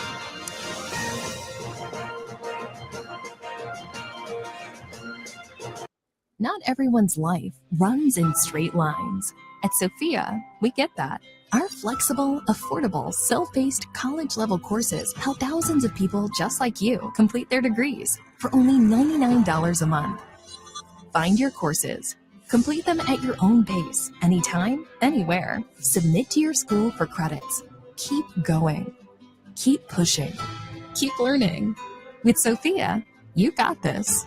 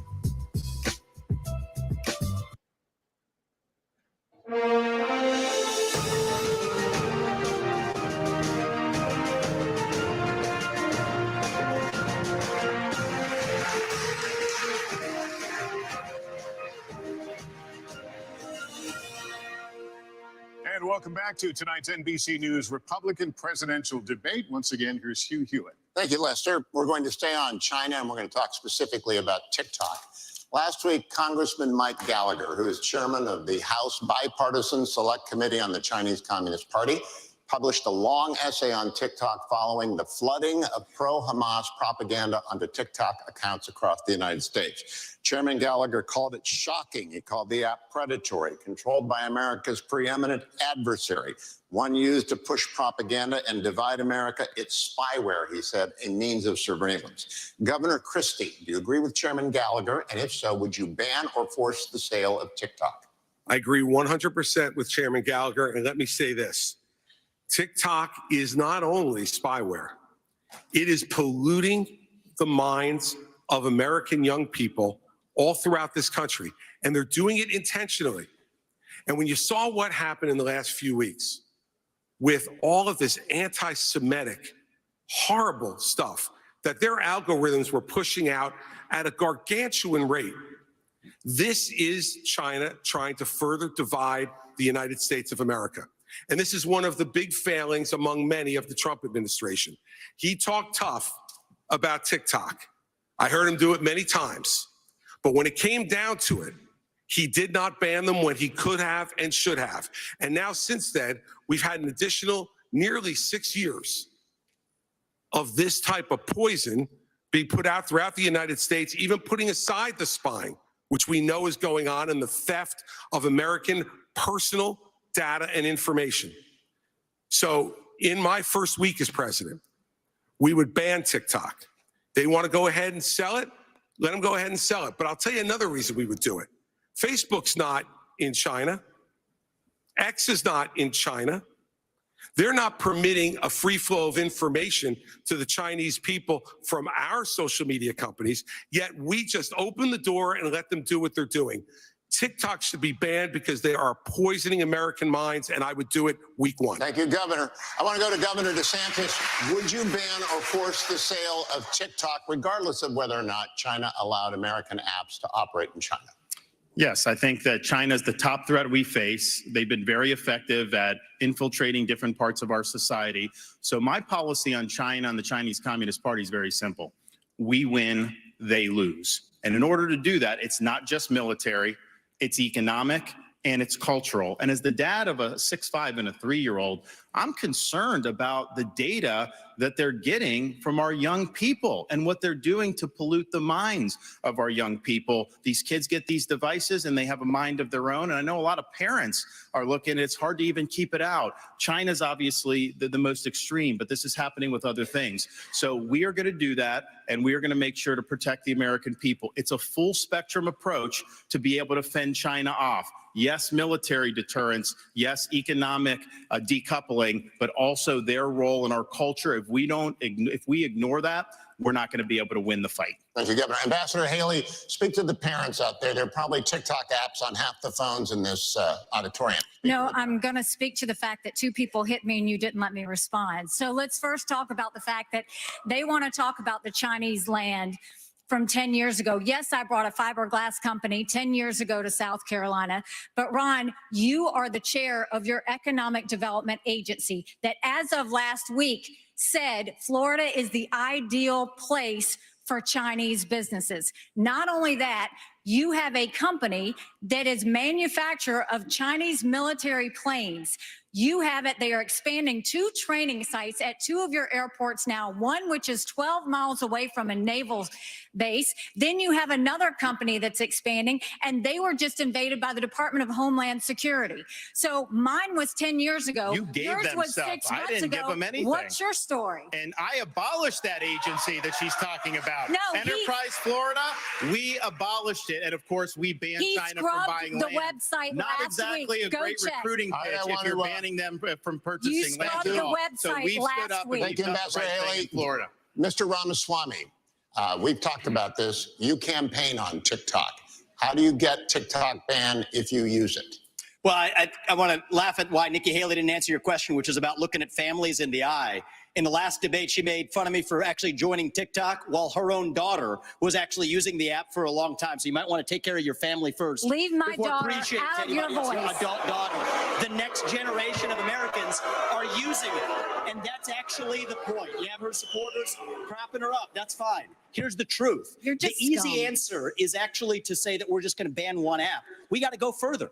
We have to ban any U.S. company actually transferring U.S. data to the Chinese. Here's a story most people don't know. Airbnb hands over U.S. user data to the CCP. Now, that's a U.S.-owned company. So this is the problem when you have Republicans that temporarily go the way the winds blow, and now it's popular to talk tough on China. When she was UN ambassador, called them, literally her words, not mine, our great friend. You can't be fair weather fans of the right policy. Get to the root cause. Even U.S. companies in Silicon Valley are regularly doing it. Cut the virtue signaling. The fact of the matter is Democrats are on TikTok today. The only person, one of the few people who is putting up content the way the actual algorithms work, speaking for pro-Israel views or others, is Ambassador me. Haley, more Republicans will join it. But stop U.S. companies from turning over data to Chinese companies. That's moderators the real answer, not the like virtue Kristen signal. don't get to respond to personal attacks, but you do. Thank you very much. You know, when he talks about me praising China, he doesn't know the fact that the reason China was praised was because I negotiated with China and Russia the largest set of sanctions against North Korea in a generation. That is literally the reason North Korea stopped testing ballistic missiles. So I said China did good on their part. That was a negotiation you could never do. What you said, Nikki. Those are your words, not mine. And so just own up to it. You would never you can have change been able your to mind. get That's that allowed. negotiation But don't done. lie to the people about what you've said or what you've done in South Carolina. My You have brought entire them to South career Carolina. at the Ron is United right about Nations. that. Every day I fought China, and I did it Look at the by making actual sure hard no facts. one You could brought get them to this any country. agency heads in UN. I did it by making sure that we called them out on human rights. I did it by making sure that we held them accountable on everything that they did. That's the reason we got out of the Human Rights Council. That's the reason we called them out. And there's not been a day I haven't Nikki, stopped. Senator Scott, it is your turn. Policy Mr. experience with the millions Ramaswamy. you made afterwards. Everybody else is hanging on to the rules here, Mr. Ramaswamy. Senator Scott. Thank you. We should. I appreciate y'all clapping for me already. This is wonderful answer. Love this. Without any question. What we should do is ban TikTok, period. Now, we saw under former President Trump, he tried to ban TikTok twice, but was struck down by our federal courts. If you cannot ban TikTok, you should eliminate the Chinese presence on the app.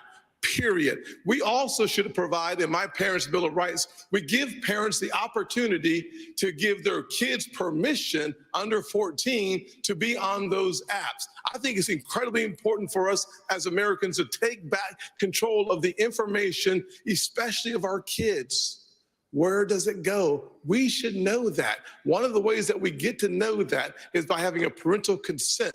But if we can eliminate TikTok, that is a first step. But it's not just TikTok. China continues to spy on our kids, but they're also buying our farmlands. We talked about that several times there. We have to make sure that we use the tools that are in our toolkit to stop China from buying farmland near our bases. The third thing we have to do is make sure that they stop stealing our intellectual property. They're literally stealing our IP to compete against us. My administration, we stopped that day one, and we start making sure that we create six-figure income for jobs made in America through my strategy. Kristen. Hugh, thank you so much. We're now going to talk about Venezuela, where millions have fled political and economic turmoil. Many Venezuelan immigrants are settling right here in Florida. Former President Trump and President Biden have taken different approaches to Nicolas Maduro's regime with little result. Former President Trump put economic pressure on Venezuela and backed one of Maduro's rivals. President Biden temporarily eased sanctions to encourage electoral reforms. Governor DeSantis, do you see the political situation in Venezuela as a threat to the United States, and what would your approach be? We should never rely on Venezuela for oil like Biden has had to go beg.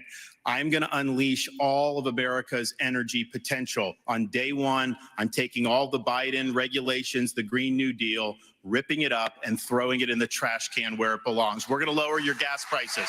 We're going to create jobs. We're going to lower energy costs, but we're also going to be more energy independent and secure. We'll choose Midland over Moscow. We'll choose the Marcellus over the Mullahs, and we'll choose Bakken over Beijing. That is good for America's national security. Biden's Green New Deal, that's good for Venezuela, it's good for Russia, it's good for Iran, and it's good for China. So I would turn the screws on the Venezuelan regime. I think it's a corrupt, dictatorial regime, and we should never go hat in hand begging for oil from them. Just to be clear, would you reimpose the sanctions? Yes, absolutely. Ambassador Haley, what would your approach be? You know, I stood on the Simon Bolivar Bridge and watched thousands of Venezuelans cross for hours in the hot sun, holding their babies to get the one meal they might get that day, going from Venezuela to Colombia. They were fleeing socialism and begging for freedom. We need to make sure that we do everything we can to sanction Maduro. We shouldn't be getting dirty oil. And Biden just gave 500,000 Venezuelans temporary priority status, which is just going to have more of them come. But on the energy side, it cracks me up that Ron continues to do this. He has opposed fracking. He's opposed drilling. Last time he said it wasn't true, and everybody found out that it was true. He opposed it before Florida voters even voted on it. He was praised by the Sierra Club, and you're trying to make up for it and act like you weren't a liberal when it comes to the environment. You were. You always have been. Just own it if that's the case. But don't keep saying you're something that you're not. Let me respond to that. So our whole energy plan, you can't get the shale without fracking. We are absolutely going to frack, but I disagree with Nikki Haley. I don't think it's a good idea to drill in the Florida Everglades, and I know most Floridians agree with me. You ban fracking. Thank you very much. Lester? All right, all, thank you. Let's turn to one of the biggest issues for voters. That, of course, is the economy. This is a question that will go to all of you. An Iowa voter recently told NBC News, "How am I going to make sure my pantry's stocked without breaking the bank?" You've all said the best way to deal with rising prices is to cut government spending. But that would take time to play out, and Americans are struggling right now. Senator Scott, I'll start with you. What would you do the moment you take office to help Americans manage the cost of living? So we're talking about short term here. My mother was a single mother who raised me and my brother in a very challenging economic situation. The first thing I can tell you is that when your gas prices are 40% higher right now than they were just a little over 2 years ago, that's not a problem for my mama. That was a crisis. The first thing I would do as President of the United States is I would sign the XL Keystone Pipeline and start seeing resources flow. Second thing I would do is make sure that there's certainty and predictability so that those folks who have the leases in our country would have the certainty and predictability to go ahead and become energy independent. We should focus not just on being energy independent, we should focus on being energy dominant. America is the home to more energy resources than any other country on the planet. We can reduce the price of energy, we can reduce the price of food and the price of electricity if we focus on my build here, don't borrow from China plan that is embedded. The Made in America strategy creates 10 million new jobs in 3 different areas. One is innovation.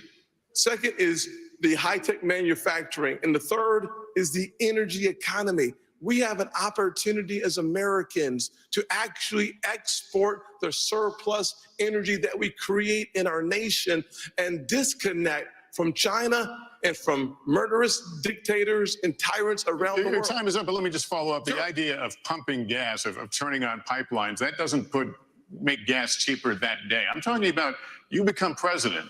What can you do specifically to help people feel better about their situation or be better with their situation? Well, actually, it does, to be honest with you. The way that the economy works is it works on the ability to anticipate excess supply versus the demand. When that happens, confidence drives our prices down because we know there's going to be a greater surplus. When you allow for those who have leases to actually start drilling, to start using those leases for more energy excavation, you put our economy in the strongest position. And as a result of that, prices start going down. That is the kind of economy that, as President of the United States, I would lead this nation to making sure that we first use the resources in our own country and not going outside of our country in order to achieve our objective. You know, Proverbs 22:7 reminds us that the borrower is slave to the lender. We have become an indentured servant too often to countries like China. By having an energy economy, we start allowing this nation to once again return. Senator, thank you. Let me ask the same question to Governor DeSantis. Can you give us some, you ticked off a number of things a moment ago, but some specific examples of ways that would put people on a better economic footing right away? So I started off working minimum wage jobs. I did $6 an hour as an electrician's assistant. I worked all kinds of things to be able to get through school. And I did that because I believed in America, if you work hard and get the most out of your God-given ability, you can get ahead. And what's happening now, many of you are working hard and you're falling further and further behind.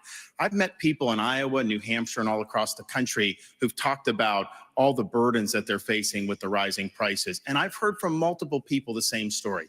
When they go grocery shopping, what they now do is they figure out what they have to take out of the cart once it's ringing up, because it rings up so much faster and so much higher at the cash register that they can't afford the full cart of groceries anymore. We have to restore the American dream in this country. What can you do on day one? Here's what I'm going to do. I'm going to take all the executive orders, the regulations, everything involving Bidenomics. I'm going to rip it up. I'm going to throw it in the trash can on day one where it belongs. That is going to give the economy breathing room. And I'm also going to rein in the Federal Reserve. They have helped create, with their reckless monetary policy, what we have faced since the COVID-19 pandemic. They botched it. Congress botched it. Both parties are to blame. Fed should focus on stable prices. They are not an economic central planner for the American people. Governor, thank you. Mr. Ramaswamy, weigh in on this. Sure. Ways that you can improve people's financial condition in the short term. Right. And as a CEO, the economic question is core to my vision and policy prescription for this country. Increase the supply of everything. It's the law of supplies and demand. Increase the supply of energy. That brings down the cost of energy, grows the economy. Drill, frack, burn coal, embrace nuclear. Increase the supply of labor in this country. Stop using our taxpayer money to pay people more to stay at home instead of to go to work. Increase the supply of housing. People don't talk about this one in the Republican Party. The land use restrictions are constricting the supply of housing. That's making housing more expensive for ordinary Americans across this country. So that's the true answer. And I think it takes a CEO in the White House who actually understands this to get this done. Because Americans at home, they know the Bidenomics is a lie. Prices are going up. Interest rates and mortgages to buy your home are going up. But wages have remained flat. That's the hard diagnosis for our economy. And this is about more than just our economy. I say this as a member of my generation. I'm 38 years old. I'm the youngest person ever to run for U.S. president as a Republican. The reason my generation has lost our sense of national pride, in part, is because people in my generation feel like the American dream isn't available to them. And part of the reason why is we've burdened them with four-year college degrees that did not serve their head start on the American dream. People will be more proud of a country if we're all making more money in that country. This is how we revive national pride and our identity, and it will take a CEO in the White House with zero-based budgeting, by the way, to take on the federal debt to get this job done. Let me turn to Governor Christie on that. Well, look, Lester, part of the entire premise of the question, and I agree with Tim on this, is absolutely energy is the key to this because it drives every one of those other prices. You know, food gets to your grocery store, it gets trucked. And those truckers have to pay for fuel, for the higher fuel prices. And when you go ahead and you tell people, we are going to unleash every bit of American energy, every bit of its potential, what happens in the futures markets? The prices go down because those people who are believing that the Biden program will continue are the ones who are bidding this up. And let me tell you the other place that's bidding it up, in the Middle East. And so if you don't believe that making sure that Israel and that Israel situation that's going on right now isn't resolved and resolved quickly as President of the United States and bring stability back, that will also not permit countries like Saudi Arabia and others to be able to jack their prices as well in what they say is in response to a crisis, when it's really what it's in response to is putting more money in their pocket.